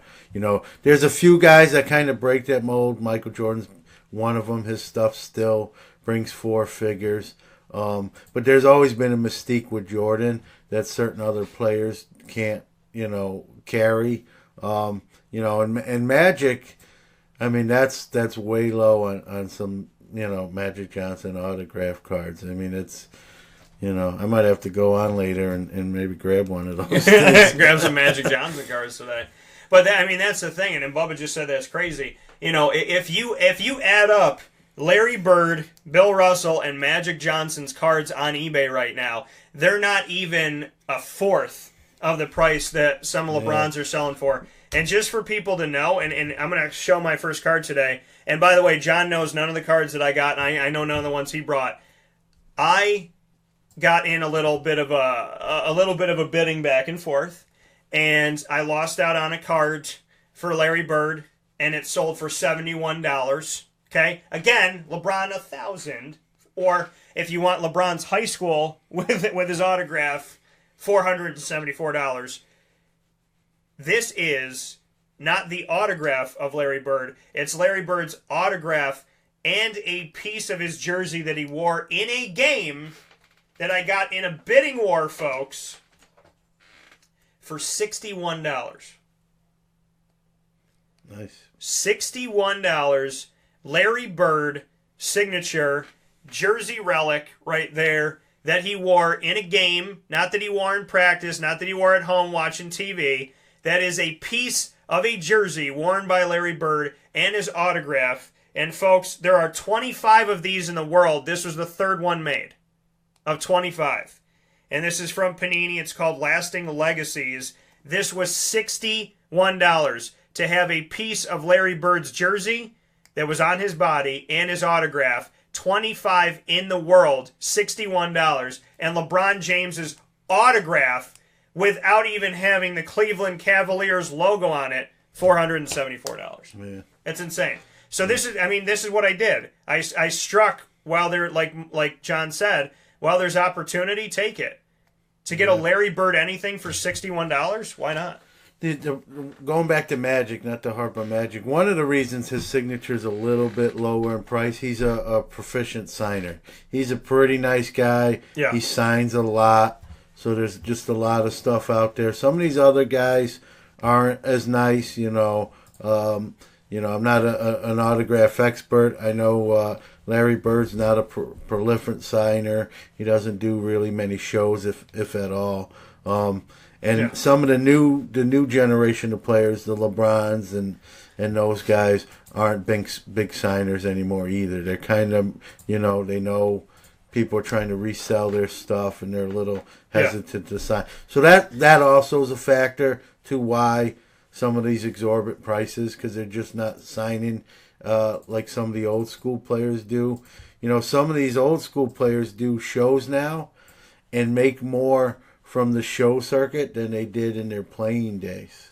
Yeah. Because back then the salaries weren't what they are today. So, it'll be interesting to see. Some of the reason, too, that the older players' autographs are a little bit lower is just because they're older and there's just, you're older and you're a superstar, you just sign more autographs. Right. So I'll be curious years down the line, will the LeBrons and the Kobes, when they're older and more stuff's out there, if the market's going to correct itself, and is that stuff going to drop in price or come down and kind of level out? Well, if you want a LeBron signature of 2005-2006 season, it's $1,399. Now, for Kobe Bryant, now keep that in mind, just LeBron's signature, not a jersey relic, okay? Again, a jersey relic and Larry Bird's signature,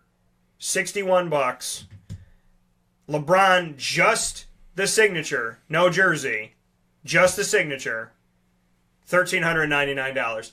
Now, I want to put that up against Kobe Bryant's. Kobe Bryant's autograph right now, $71 in a bidding war right now. $139.99.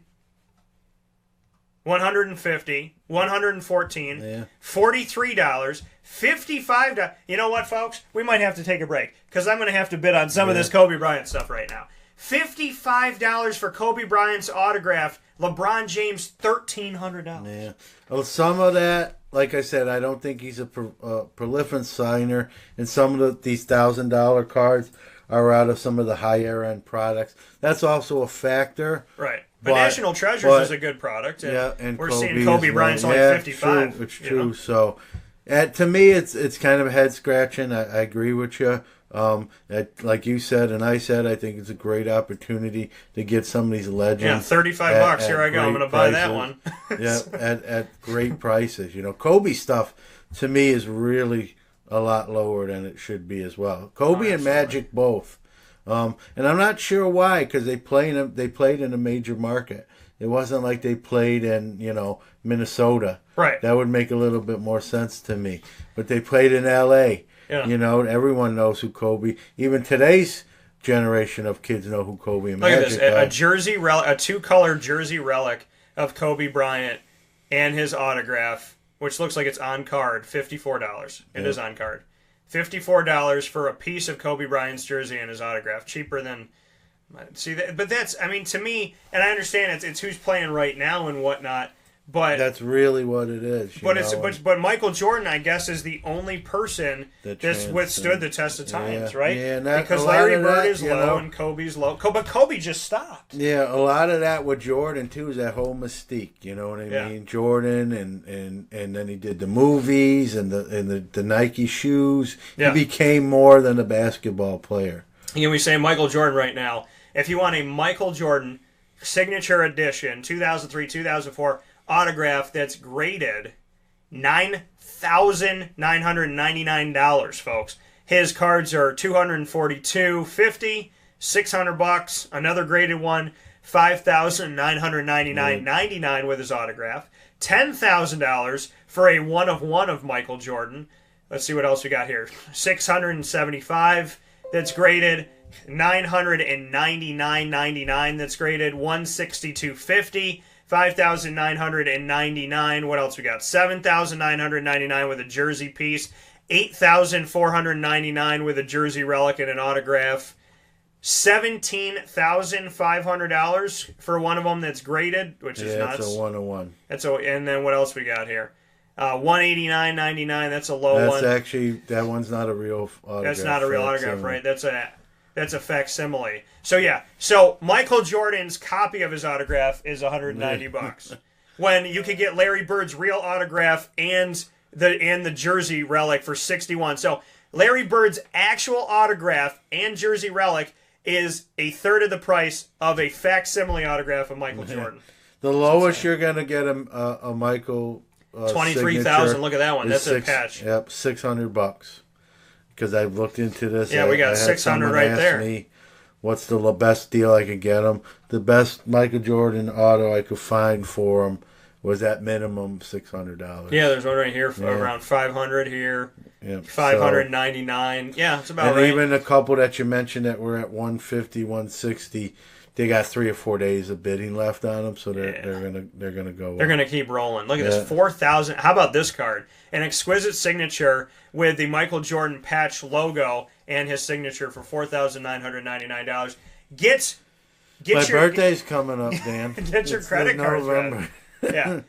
This is what John's going to say. He's going to say, for all of the Dunkin' Donuts tea that I got you, that equals a $4,999 autograph. I won't argue with you there. How about this? How about we split one, we buy it, and then every other week it's like a trophy. It goes to your house and my house. Custody rights. Yeah, we'll have joint custody of a Michael Jordan. But then I won't want to give it back, or vice versa. Then we'll go to court and we'll fight for custody. Well, listen, we just had a local court case where the guy didn't want to leave his parents' house. Yeah, I know. So we can make the news too. Yeah, we can make the news fighting over a Michael Jordan card. Yeah. So Orange Avenger put, "Dear Lord, that's proof to me why Michael Jordan is the greatest of all time. That is very true, and why LeBron's cards are way too much. We're going to take a step aside for a fast break on mixlr.com/wakeupcalldt. When we come back, we'll be back here on Facebook Live. So those of you watching us here, make sure that you stay on facebook.com/Dan Tortora 21, the number 21. So we're going to end this video, start a new video, and we're going to go on to our fast break on mixlr.com/wakeupcalldt. When we come back, John's going to bring out his awesome cards that he has. I'm going to show my cards. I don't know what John brought. He doesn't know what I have. But I will tell you that for $61, Grandpa Cavino would be really proud of me today. Larry Bird, autograph, patch, and I got that steal, and I did that at like 1 o'clock in the morning. I was like, please, I hope to Jesus everybody fell asleep. Sometimes that's the times. That's how it happens. We'll be right back here on Wake Up Call with Dan Tortora, live on Facebook and live on mixlr.com/wakeupcalldt.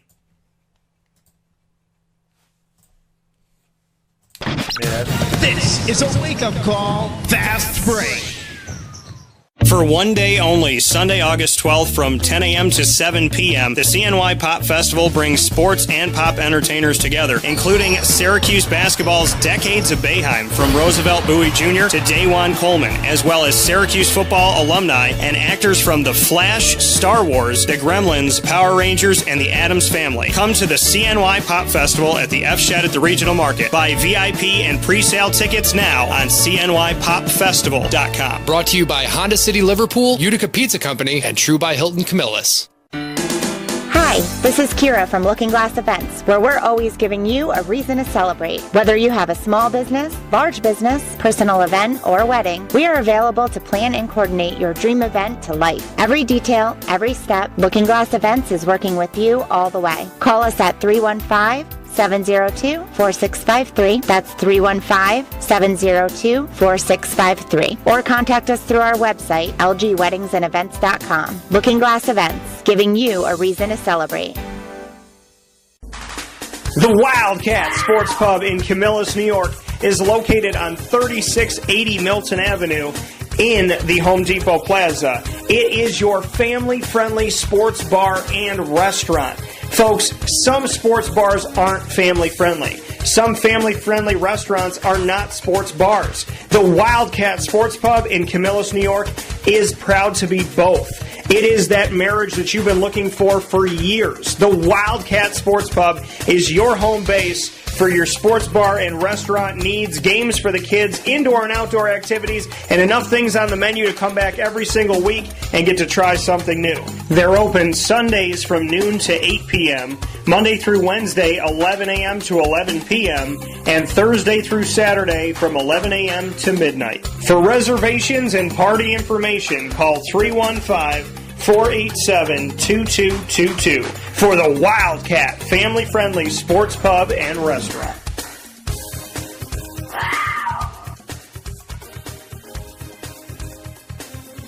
For one day only, Sunday, August 12th from 10 a.m. to 7 p.m., the CNY Pop Festival brings sports and pop entertainers together at the F Shed at the Regional Market. Buy VIP and pre-sale tickets now on CNYPopFestival.com.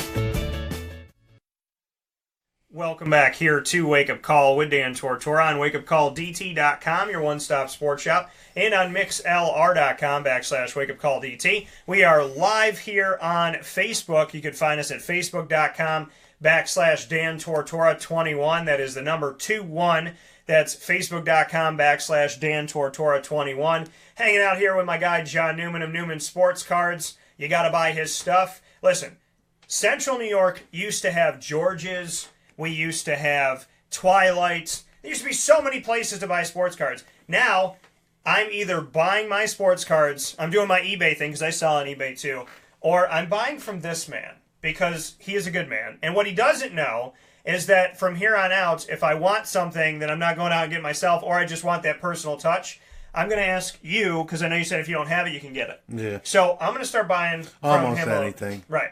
So I'm going to start, he's going to get me a $1,200 Michael Jordan signature and only charge me $12 out of the goodness of his heart. But honestly, though, this is who you need to buy from because it's a personal touch. I grew up as a little kid with my grandmother's bringing me to the sports card store, my mom bringing me to the sports card store. So is it a normal brick and mortar, walk into it? No. But in the world that we live in today, with my show being on the internet and with his store being on the internet, John Newman is that personal touch. He's doing our CNY Pop Festival, so you can come out and meet him, see him, and buy from him there. But the greatest thing about John is your faith, your attitude, your enthusiasm, and in all honesty, you know, and we haven't talked about this a lot, but I want to buy from you just because I know you. Yeah. You know, because there are some stores that are out there, but I don't, when I walk into the store, I don't feel the same way that I feel when John's hanging out and when we're talking about stuff. So, you know, I guess you and I are going to trade more, we're going to buy more,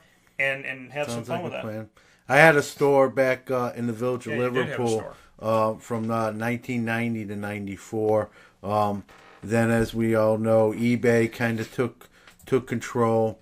Heard a lot of brick and mortar stores, and not just me. And sales kind of dropped. I got involved with it. And then I actually, once I got out of my store, I had a partner, so I sold to him. He wanted to keep going. I wanted to travel. So what I did back then was I started doing some shows out of state, Pennsylvania. I went to Ohio, and a couple out-of-state shows. Obviously, I was doing the local shows as well. Yeah. Just had a little more freedom. At that time, I was in my early 20s, and you know, when you run a store, you have to be there. Yeah. You know, you're locked in, and I missed out. I wouldn't change anything. I loved my store, but I did miss out. Would you ever do another one again? You know, Jordan always mentions maybe somewhere down the line doing something together like that. I think the situation's got to be right. I know you got to do it right across the street from me. Yeah, you know, you're not gonna like my answer. Now we talked about maybe doing it somewhere, you know, like Cooperstown, where you have, where you know that people are where coming the people there. that are there. Do you like the stuff you see in Cooperstown? I've looked around some places. I'm like, and I mean, some you know, if places I can, I know they're not an advertiser. I mean, there's one particular store that I think's the best one there. Okay, who's that? You know, it's called Sportsw Sports. Okay, yeah, I believe I've been in that one. Yeah, I don't want to, you know, Sportsw Sports, send Dan Tortora a check immediately, please. Yeah. Royalty or money. Me, and I'll split it with Dan. But no, they do. Whose show are we on right now? They're to me, and I don't want to make it about one store there's quite a few, but I think they're the most reasonable. I'm going to look them up right now. Yeah, their inventory it's spelled just like Carl. I don't know if they're related. I'm thinking they might, but I think if you do Yastrzemski Sports, it should come up. We should see Yastrzemski Sports. We're going to look them up right now. They're right on the corner there, and their selection is, I mean, across from current stuff, and their vintage stuff is, I mean, they've got like one section is just like all Ty Cobb stuff. Yeah. You know, they have raw, ungraded stuff. They have graded stuff. I mean, it's probably, store-wise, it's one of the most... I'm going to add it here. Yeah. I'm gonna let everybody see it right now. So you're on a black screen right now. Don't worry, we didn't leave you. You can still hear us. Papa, can you hear me? That's where we're at right now. But yeah, we're going to pull up Yastrzemski Sports eBay page and kind of let you see what they got here. So, and their eBay page, I gotta be honest with you, don't do them justice. You gotta, I mean, their inventory in store is from Ty Cobb to Babe Ruth. Look at this, Derek Jeter signed baseball, $2,900. See, that's something that's worth $2,000 for. Yeah. I wouldn't. I mean, I have to borrow. Yeah, can I borrow $2,995 right now? After I borrow it from someone else. Okay, cool. Sounds good. Who can we borrow it from? LeBron James. Yeah. We can borrow it from LeBron. A few times over. Yeah. Yeah, this store here is just incredible. I don't get, I've done this long enough. Nothing really awes me. Pete Rose. Per se. They have a section there with just Mantle stuff, Ty Cobb, Babe Ruth, you name the guy. We got a Mets bat right now, autographed by Bob Murphy. I'll be honest with you, their eBay page isn't as good as what their store is. Well, that's the thing, is like they have on their website to check out their eBay page. But you're saying, as much as what you'll find on eBay, you have to go to Cooperstown and go to Yastrzemski Sports. They've got, like I said, Cobbs, Ruths, Mantles. Yeah. They got the What else the we got? cigarette cards, the T206s. I mean, it's Here incredible. we go, Mansell and Williams. Yeah, they're almost you know how I would describe them. They're almost a museum in itself. Just this is a museum, you can actually buy the stuff. Yeah. You know, you go to the Hall of Fame, nothing's for sale. It's all, you know, under lock and key. And This is like nothing. Look at this. Look at this. John Elway, $249. Yeah. This is their stuff's kind of museum quality where you can actually, if you can afford it, you can walk out of the place with it. This is awesome. You know, so yeah, I definitely recommend. They're one of the few stores that even impress. You know, not to sound cocky, but I've seen a lot in 30-something years of doing this. Yeah. But you know, every time I go there, you know, Showing I'm them usually with my son Jordan, and I'm like, Jordan, look at this. Jordan, look at this. You know what we need to do? So this is what we need to do. show on the road. Yeah. You know, you read my mind. This is what I want to do. Okay, I'm gonna ask John Wright not to marry me. Because I'm already married. Look at that. Yeah, we're both there. It's like a championship ring. I love it. So I got it. Everybody's like, because it's got white diamonds in it, and if you can see, let me get to the corner here. If you can look at it, there's an orange diamond. You see it shimmering. There's one on the other side too. They said, why do you have orange diamonds? Like, what's the significance to your marriage? And I said, well, I'm from Syracuse, and I love the color orange. So, and Michelangelo is my favorite Ninja Turtle. So I have orange diamonds, and everybody's like, yeah, but what does that have to do with your wife? I was like, well, we met in Syracuse. They're like, lead with that. I'm like, I'm not going to lead with that. My wife knows why I got this ring. She got it for me. So, you know, but, yeah, show on the road. John Newman, myself, Dan Tortora, Jordan Newman. Yeah, he'd definitely be in. We're all going to go to Cooperstown. We're going to do a sports show in the car. We're going to do a sports card show in the car. Then we're going to do a kind of field trip to Cooperstown, and then we're going to show people what we bought. Yeah, I would. Can we do that? I'm in. Can we do that like soon? You talked me into it. It wasn't very hard. Can we got to do it like soon. Wait, we got to August. do it because You before got Jordan, August coming up. before Jordan goes. Yeah. When's Jordan going? When's he start school? September. End of August, right? Yeah, August, September. So we could do maybe the front part of August. All right, we'll make it work. Yeah, I think that'd Well, be fun. you know, everybody. That'd be fun. Yeah. That'd be fun. We're going to make that happen. CNY Pop Festival. Go to cnypopfestival.com and buy your tickets now because that's August 12th on a Sunday, one day only. And you're going to be there. Yeah. And then if we go before then, we could get some cool Are you stuff. doing anything live that day? I meant to ask you that. I'm putting you on the spot. What, right at on CNY that. Pop Festival? Yeah. Right. We're going to be shooting live video and doing all types of... We're going to have panel discussions. My show, Wake Up Call, that you're listening to now, we're going to be interviewing the Decades of Boeheim. We're going to be interviewing the Syracuse football players. And then my other show, Super Powered Pop with DT and EB, we're going to be interviewing Michelle Harrison from The Flash, Blake Foster, Kevin Duhaney, and Jeff Perazzo from Power Rangers, Cousin It, who is Felix Silla, who is also an Ewok in Star Wars Episode 6, and he was in Buck Rogers and a bunch of other things. And I'm trying to think, am I missing anybody? So we have, and Mark Dodson from Star Wars and the Gremlins. We're going to be speaking with him. We're going to have a great time. So, yeah, I'm going to be doing a lot of panel discussions, and I'm sure I have some people running around videotaping me because, you know, I want you to be able to see the show and feel the show and bring your butt to the show. It's only $15 to get in right now if you get pre-sale. It's $10 for children. You have to buy those tickets now, though. And VIP, you have to buy while supplies last. There's $30 for a ticket. Get you in an hour early. Get you a swag bag. And it gets you a free T-shirts. So, and it gets you in line first to meet all these people and get your autographs and everything. So, and these kind of shows just don't happen very often. No. So when there's never been a show like this in Syracuse. So when they come to your area, you really got to take advantage. Which John is because he's going to be there. Yeah, and if you want the show to be an annual thing, I mean, you got to support your local community. No sense in saying I'll go next year. Because we need you this year. To have it next year. Yeah, absolutely. And that was totally unscripted. I just kind of, put you on the spot there. And yeah, we know each other's brains, I guess. Yeah. But we're going to take a road trip. Mine's smaller, but, you know. We're going to take a road trip, though. That would be interesting, to say the least. Yeah, we're going to take a road trip, and it's going to be the three of us here that are going to be hanging out, and we're going to take a road trip. We're going to go out to Cooperstown. We're going to go to Yastrzemski Sports. We're going to have a good time, and we're going to make it happen. So I'm really excited about this. Maybe, we could kind of talk. You can kind of talk to them before and give them a heads up. Maybe get a sponsor. Yeah. Out of the deal. Maybe they could sponsor the show. Yeah. Maybe he tells us how much we have to spend to get him to sponsor. I don't know. We can make it happen. But we're gonna do it. John Newman, his son Jordan Newman of Newman Sports Cards, myself, Dan Tortora, of course, of Wake Up Call, wakeupcalldt.com. We are going to go to Cooperstown together. We're going to shop together because a family that shops together stays together, and that's what we're going to do.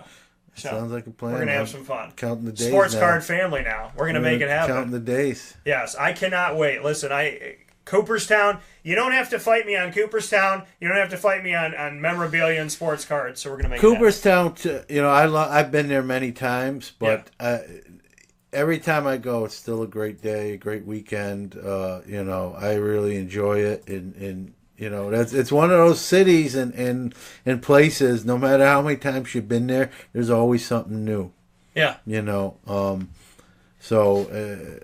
I enjoy. I know Jordan loves going there, and Jordan's actually went there a couple of times just for high school football. It's been a good city to him too. He's had some of his best games there. So, and I want to give a shout out to my family. This is insane, and they watch like every single video, and I don't prompt them to. I don't tell them that it's going on.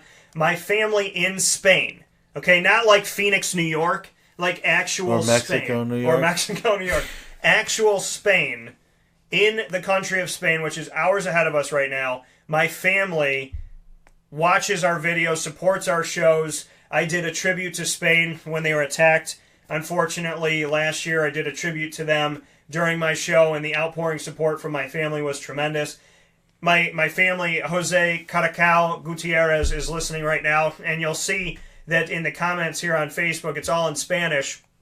And essentially, what he's saying is, I said, "Que pasa? What's up?" He responded to me, not too much, and then talked about my family, that the grandmother Isabella Claps was my father's sister. We're family. I was in New York, and I saw my cousin Anthony Claps, his wife Louise, and my cousin Maria Tortora, and her husband Ralph. That's my grandmother. So Mary Tortora and Ralph is my grandfather. So I could not come for work reasons. That was in the year 1984. So a year before I was born, my family from Spain came here, and if I feel like you feel, Jose, we need to not only go to Spain, but we need to have y'all come here to visit as well. But the fact that my family is listening in Spain, the country, right now to Wake Up Call with Dan Tortora, just goes to show, how far outstretched our support is and our arms are, and just how wonderful you all have been. So shout out to my family. I love you tremendously, and I can't wait to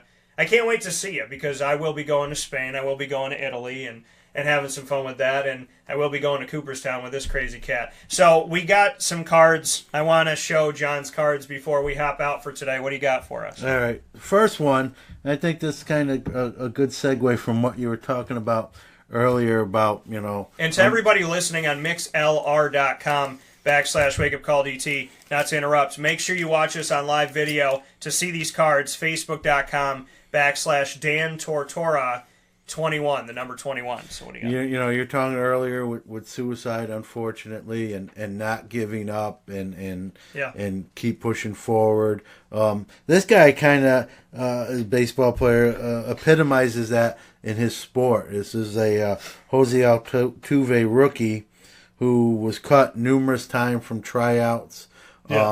And I think, I'm going off of memory, 11 or 12 times he went to open Astro tryouts and was cut every time.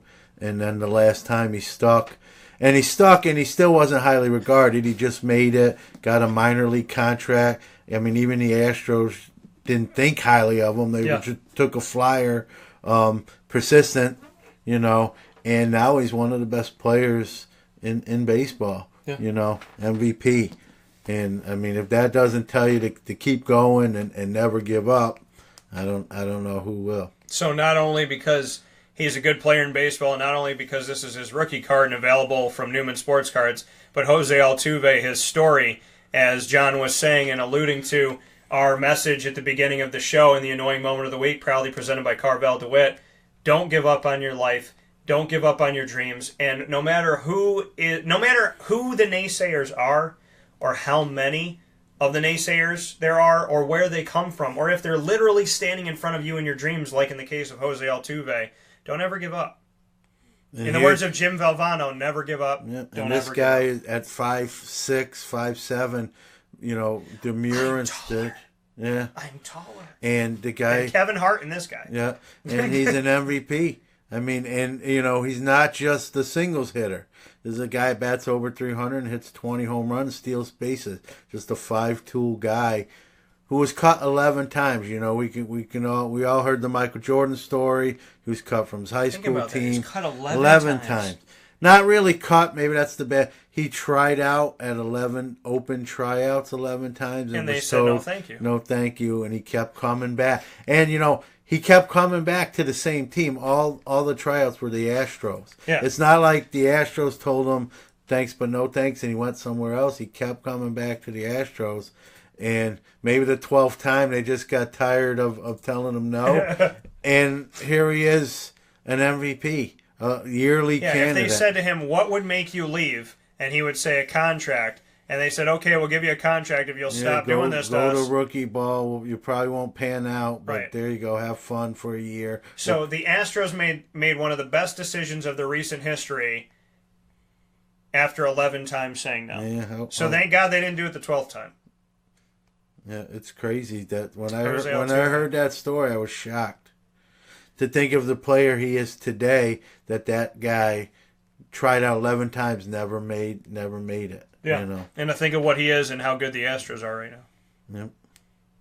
What else you got here? All right, so what else we showing? I'll skip a couple things just for the sake of time. Yeah, bring a few. I got a few.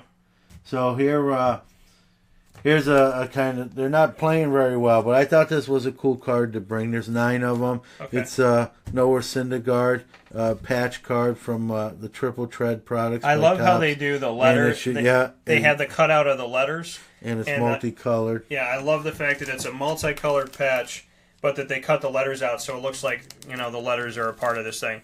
So this is a really, really awesome looking card. It's 2 of 9 in the world. And Noah Syndergaard, and we could see that it is a tricolor patch of the New York Mets. It is orange, blue, and gray. And it says always fast. And I like that they kind of choose things to say for them. Too. Yeah. There's a Mariano. I actually just sold it, but his said saves king, which is awesome. And so we got a little thing. Noah's average velocities on his fastball 98 miles per hour, slider 90.9 miles per hour, and changeup 89.8 miles per hour. All were the highest of qualifying pitchers in 2016. Noah Syndergaard. I know Mets fans have a long history of being very sad, but hopefully this card will make you happy, and you will buy it. It's got the gray, the blue, and the orange. It's just pretty cool how it pops like that. Always fast, 2 of 9, and you know what? I got to tell you that this Topps Triple Threads product is pretty awesome. Really popular. They have some really, really nice cards. I mean, what would you say? Do they have some of the best kind of artistic cards as far as ideas, or what do you think? Topps, they've had a few years of late where they've been criticized for some lack of innovation. They got rid of some of their old school employees and hired some new ones that they were criticized that weren't in touch with the hobby. But I think they're trying to get back to that. I think we talked about that living set they're doing now. I think that's kind of trying to get back to their roots with a modern touch. It's the 53 Topps with the artwork, so it has that vintage look. But it's an eternal set where it's going to keep going, and they'll make 3 new guys every week. So they put a modern spin on an old thing. They kind of they kind of merge both worlds. The old face cards and stuff. Yeah. So what else you got? All right. So you had that Aaron bat, and then this I just got. Yeah, my Hank Aaron back. Yeah, this I just got. It's a great card of one of the legends of the game. It's a Ted Williams bat from it. This is a brand new product. I saw this one. This is Tier 1, which is from 2018. I love these shaved bat pieces. This is just came out a couple weeks ago. Ted Williams Legends card. You can see it's 149 out of 175. Ted Williams got that Boston jersey on. A little shaved piece of the bat that they just slide right into the card. I got to say that this is probably one of my favorite things that of any card is the bat pieces. Yeah. It says, Ted Williams, Boston Red Sox outfielder. Congratulations, you have received a Tier 1 Legends relic from 2018 Topps Tier 1 Baseball. So I love the cards that all they say is congratulations on the back, like you won something off. Look at that. And is that the price you're selling it for? Yep. $49. Can't beat it. $49. LeBron freaking James, $1,300 is $49. Yep. Some of the stuff is literally just a few days in. I haven't even put it on the website yet. So. I know, because I know that some of the stuff we didn't have pricing on. Ted Williams, piece of a bat, $175 in the world. And you could buy it for $49. Or you cannot pay the mortgage on your house for a year and buy a LeBron James card. Yeah, it's crazy. It's crazy. This one's funny, and this card is cheap. Okay. This is a $10 card, but I get a kick out of it because it's two of the better closers in the game, or used to be, and it's a rivalry, and they're on the same card. It's a Mariano Rivera and Jonathan Papelbon jersey card. The Rivera's got the famous Yankee pinstripe. And I just thought, how funny it is that a Yankee and a Red Sox are on one card. Yep. So who buys it? Does a Yankee fan buy it and has to, just grin and bear the fact that there's a Red Sox guy on his I think if a Yankee fan or buys vice versa. I think if a Yankee fan buys it, he does this. And I think if a Red Sox fan, there you go. Yeah. He just, hey, Dan, who's on the bottom of that card? Nobody. It's a card. It's just a strip. I just acquired this. I just acquired this in kind of a group lot where it wasn't just buying one card. It was a group of like 10, 11 cards. A lot of stuff you just bought. And this was in there. And when I looked it up, like the value, I was actually expecting to be a little higher. This is actually a $10 card. So I'm going to read you what it says on the back. It says, congratulations, you have received a trading card that Jonathan Papelbon and Mariano Rivera did not agree to have together. For some reason, this card was put into production, and you have to decide which team you support. No, that's not what it says. It says that you got a jersey. But think about that. Think if you're Mariano Rivera, and you wake up in the morning and you're like, okay, well, I gave a certain number of jerseys to Upper Deck, pieces of my jersey to Upper Deck, and they put me with, what? Jonathan Papelbon? Take me out of there. That's not real. But this is the card. It's a rivalry card. Yeah, this is like having, but you know what I would say? It would be like Jeter and Garcia Parra. But what I would love is it's like Magic Johnson and Larry Bird, but that would make sense. Or Alex Rodriguez in the sport of baseball. You're going to have that one too. Alex Rodriguez could be on the top, and on the bottom it could say 2 outs, Rodriguez up to bat in the playoffs. We could have it's that funny, a lot of these dual combo cards, they usually keep guys from the same team, I really want Upper Deck to put like a Yankees and a Red Sox. Yeah. This is an old card too. This is 2009. I really years old. I really want them to have Alex Rodriguez versus the sport of baseball. It would make me so happy. So give me one more. We got one more here. Give me a couple. Give me a couple. Okay. All right. I brought that 10 Deca booklet a couple weeks back. You got a booklet. This is a different one. Okay. This is another booklet, not as good as the one I brought a few weeks folks, ago. These are all for sale through Newman Sports Cards. Let me give you the website here really quick. While John's getting this ready, let me give you the website. It is ecwid.com/store/Newman Sports Cards, and I'm going to put it up here. You can buy cards you see here on video and more at the website. So I'm going to put the website up for everybody that's watching on Facebook.com/Dan Tortora21. So I literally got this in yesterday. I said, man, this would be perfect to bring today. Yeah. Because it's not even in the case. I don't have a case for it. So you got this was delivered yesterday. Yeah, so you can kind of see how that these booklets open and oh my and God! work. How many signatures? There's 4, 8, 12, 16 guys. They're all jersey pieces of 16 players. Oh my God, Lord! So 16. I'm happy when I get one jersey relic. This is 16 jersey relics on a booklet, folks. Okay? Let me get it over here so everybody can see it. I'm going to read them off to you, so bear with me here for a moment. We have Miguel Sanya. We have Tyler Naquin. We have Byung-Ho Park. We have Steven Piscotty, like a biscotti, like it. We have Corey Seager. We have Nomar Mazzara. We have Lucas Giolito. We have Kyle Schwarber. I'm sorry, the print is very... Trevor Story, Brandon Drury. We have A.J. Reed. We have Wilson Contreras. We also have Tim Anderson, Cattell Mart. We have Trace Thompson and Jonathan Gray. And the cool thing about this, folks, is not only is it 16 different players on the booklet, but it's 16 different color patches, which kind of make a little rainbow effect. Yeah, just a cool piece. This is one card, folks. Yeah. These are not together by duct tape. This is one card here. This is one single card of 16 players, which is really insanely awesome. I love the orange. The orange is where my eye goes, and the stripes. I love the pinstripes. So this is a National Treasure, which I think is a great product. Yeah. I've bought a ton of stuff from National Treasures recently, and this is a player material, 99 made in the world. So that's 99 of these, but there's other ones. Yeah. Right? There's other ones. So this is 99 of this type. Of these gentlemen, 16 of them just hanging out on one single card, and this is what you do, folks. Watch it. Get it. Here it is. That's it. So you get this in your thing, and you're like, oh, man, I got one of those stupid plastic things. You throw it out. But you make sure that you open it up, okay? Because when you open up the story, it's pretty awesome.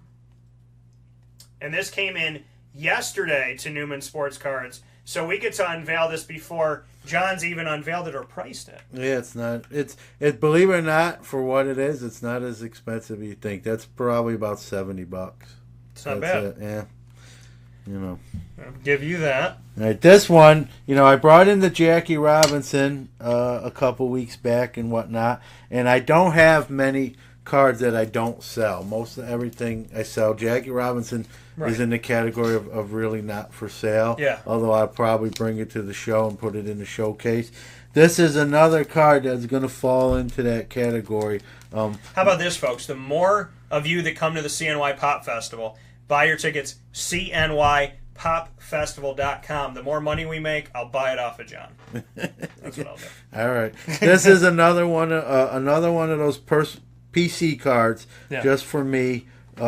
This is also a 101 like the Jackie Robinson. Yeah. This is a Mean Joe Green printing plate. The actual plate They've been doing a lot of this stuff lately. Yeah, selling the printing plates. Yeah, the actual plate they used to produce the cards, and he signed it. It's a 101, and Mean Joe Green was my guy. He's why. 'Cause you're a big time Steelers fan. Yeah, he's why I'm a Steelers fan. And before this purchase, I didn't have a Joe Green autograph. I'm gonna show you the so back I'm first. like, here's an opportunity not only to get a Joe Green autograph, but a really obviously limited card and at I like 101. when it's one of one that they write they print it, one they, of one they spell in it out. cursive as opposed to just putting the number.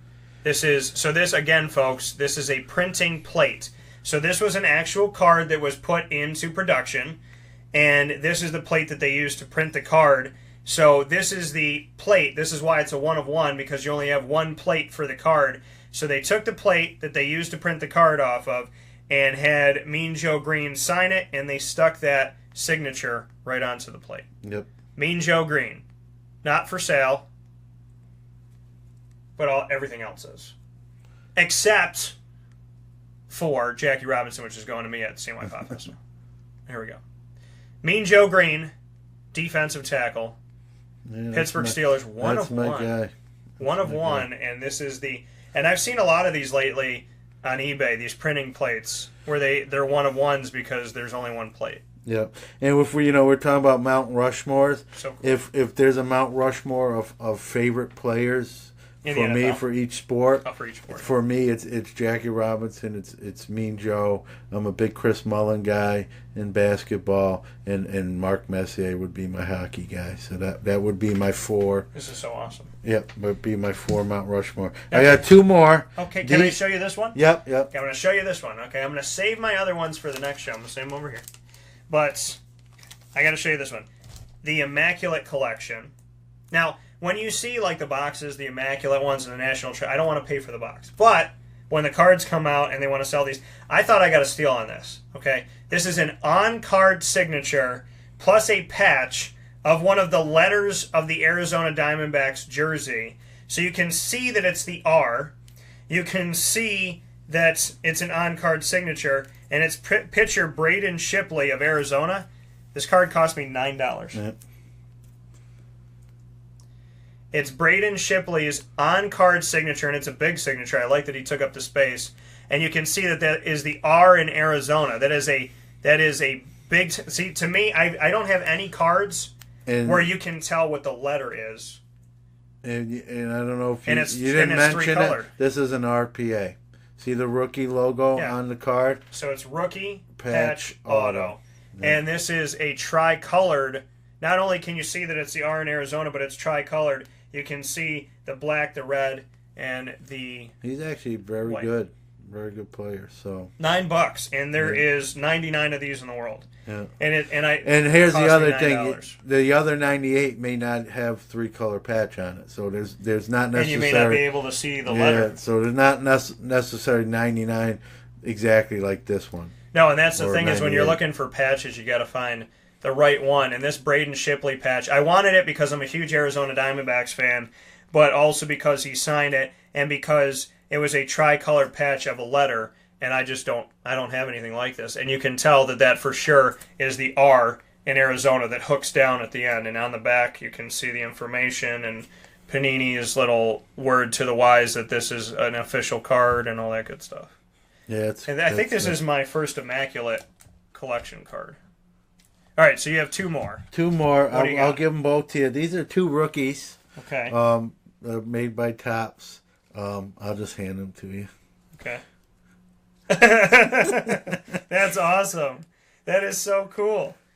This is the John Newman sports card, and this is his son, Jordan Newman's. He, obviously pitched for Bishop Grimes, so this is the John Newman exclusive 1 of 1, and the Jordan Newman exclusive 1 of 1. There is more than one. Now listen. These cards, okay, individually they're $10,000. Together they will cost you $5,000. These are actually produced by Topps. These were ordered from Topps. Topps, Wait, so I can do that? You can have a. How much does it cost? You can get. They're about $1 a piece, to be honest with you. So, you can get Dan Tortora, wake up call cards. I can get a wake up call card. You can give them out, sign them. Look at that. The Jordan Newman, and these look you legit. They're made by Topps. You put whatever logo you want to use, so you can see it actually has the old store logo. And I love this. And I'm going to have new ones. What I'm probably going to do, I was joking with Jordan, we're just going to do new ones every year. And you can go on the Topps' website and pick what year baseball card you want to make. So this is 2015 Topps Baseball. So how cool is this? This is Topps Baseball 2015. That's the man that's sitting next to me, John Newman. It says Newman Sports Cards. So my coaching days there. On the back it says position owner, hometown Brooklyn. Shout out BK. It says John opened his first pack of cards in 1977, and the rest is history. All these years later, he continues the tradition with his son Jordan. These are even though there's multiple ones, these are timeless, and I don't have my own son, but I'm kind of choked up a little bit by this. You can make these. We have to have a Dan Tortora. We're making them. Yeah. This is Jordan Newman, his son's card. We love Jordan. Big shout out to Jordan, who won pretty much every award that Bishop Grimes has recently. It was great. And so Newman Sports Cards, I think they created awards because they had to get more. So it says Jordan's position co-owner, hometown Liverpool, shout out L Pool, what up? And Jordan, when not dealing cards, is a 2-sport star at Bishop Grimes High School, where he excels on the mound and as the signal caller on the gridiron for baseball and football. You see that on the back. This year actually was 3 sports. He added bowling and let me add. Can I add the post that I liked of Jordan? Let me see if I can add the post. I'm gonna do that right now. So we're gonna link this to our live feed right now, so I can give Jordan a shout out. Now John says that his son is shy of the camera, but I'm gonna shout him out right now because probably not as shy as they make him out to be. Yeah. A funny moment. Dan Cummings, the local news celebrity, whose kids all went through Grimes. He MCs the athletic awards. Yeah. And at one point, Jordan won quite a bit of these things. And very fortunate there. So we're showing it on the screen right now, but go ahead. He won so many of these things. So towards the end, they were doing a 50-50 raffle. And Cummings came up with a great one line. He goes, "All right, Jordan, you might as well come up, and you're probably gonna win this thing too." Yeah, he didn't. But it was just a comical moment. Yeah. So Jordan had the 2017-18 Bishop Grimes High School George F. Sheehan Senior Award. He had the Bishop Grimes High School Most Valuable Performer Award in football. He had the 3-Sport Athlete Award, the Most Improved Performer Award, and yeah, I mean he took. There's one more, actually, the best one. It didn't show up there unless it's on a. We got to try and pick it up here. He won the Most Improved Performer. We said that one. So maybe. I think the other one I put on its own post. Okay. He did win what's the Coaches Award. Yeah. Which is given annually. Awarded to the best male and best female athlete in the school. Yeah. There's some stipulations. Did he you have to play at least 2 sports. Yeah. Did he win the female one too? I mean, he might as well win it all. He won the male, the female. He didn't win that one. Coach. Did he win? Like Teacher of the Year. I mean, the guy won every. I mean, it was crazy. Your son did a very good great job. Senior year. Just very proud. You're proud of your kids whether they win an award or not, obviously, but. This year, I mean, if you would have told me all this was going to happen before the year, I don't know if I would have believed you. I mean, I know he's a good kid and a good player, but you don't expect this kind of stuff to really happen, and you shouldn't expect that. I mean, it's kind of cocky to do that. But speaking of the Coaches Award, if I can go off on a little bit of a tangent, go ahead. He won it. It's given to the best male athlete every year. They award it to one male and female student athlete, and he won it this year. And there's a lot of criteria to it. You have to not only play multiple sports, you have to letter in them, excel in them, be a first team, and he did that. And he joins two young men that won it the past 2 years that I know personally. Yeah. I want to give them a shout out as well. Dominic Del Vecchio and Johnny Wyke. So he joins good company. And it's funny, the last 3 winners, guess where they're all from? Liverpool, New York. There you go. So. And that's the big thing about it. Liverpool is a very, very awesome and special place. So we are. I'm putting together a little thing here for Jordan. So don't worry, it's coming up. We're getting it ready here for you as we're here on Wake Up Call with Dan Tortora, so he can appreciate this. This is a younger picture, but a picture that my company took. Yeah, it's a took couple years ago, so he looks a little bit different, a little more filled out and a few inches taller. Yeah. Incredible year. Football especially, undefeated, sectional championship in the Dome. Jordan broke most of the school records. He even broke, and I know I hate to, I try to be modest with him, but he played there 4 years. I think we can mention something. He holds some of the rushing records from the quarterback position. Yeah. So records that would normally be held by running backs. He also broke some of those, including touchdowns and rushing yards. And I think that this really says it all.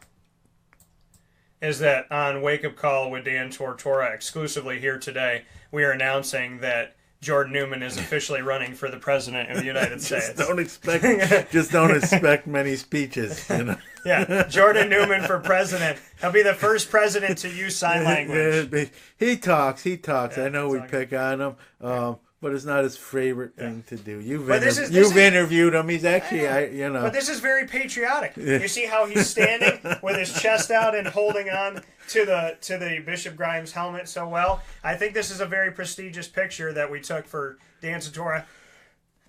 Bless you. Thank you. Dan Tortora Broadcast Media. So Jordan Newman running for President of the United States in 2020. He just doesn't know it. He doesn't know that we've already endorsed him on Wake Up Call. We've started his campaign on Wake Up Call. I think the criteria is you have to win at least 4 awards. So there you go. He's in.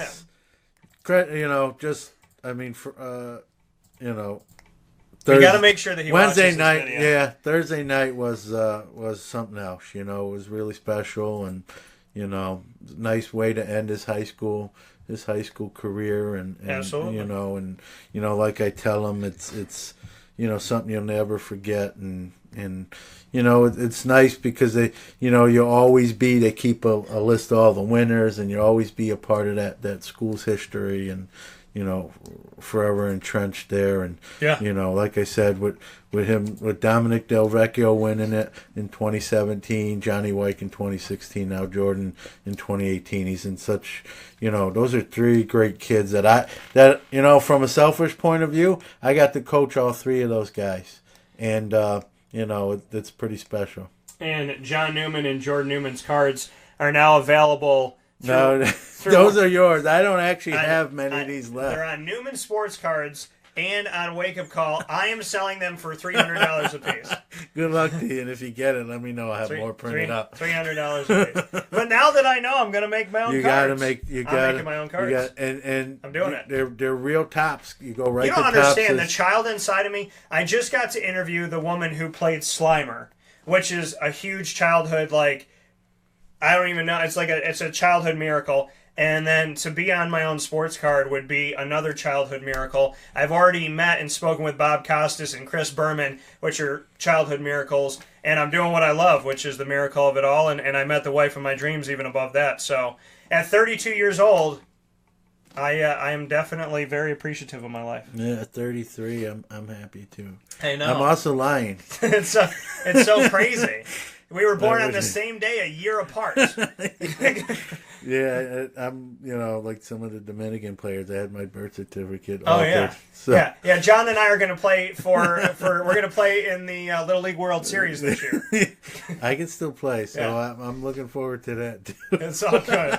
Thank goodness. So thank you so much for tuning in to Wake Up Call with Dan Tortora. We went over, as we always do, because we love you tremendously. Have yourselves a phenomenal weekend. We'll be back on the air on Monday, 9 a.m. to 11 a.m. Eastern Time, and Monday through Friday, same time, same channel, mixlr.com/wakeupcalldt. Make sure that you buy your tickets now to the CNY Pop Festival at cnypopfestival.com. Check out Newman Sports Cards on Facebook, Twitter, and Instagram.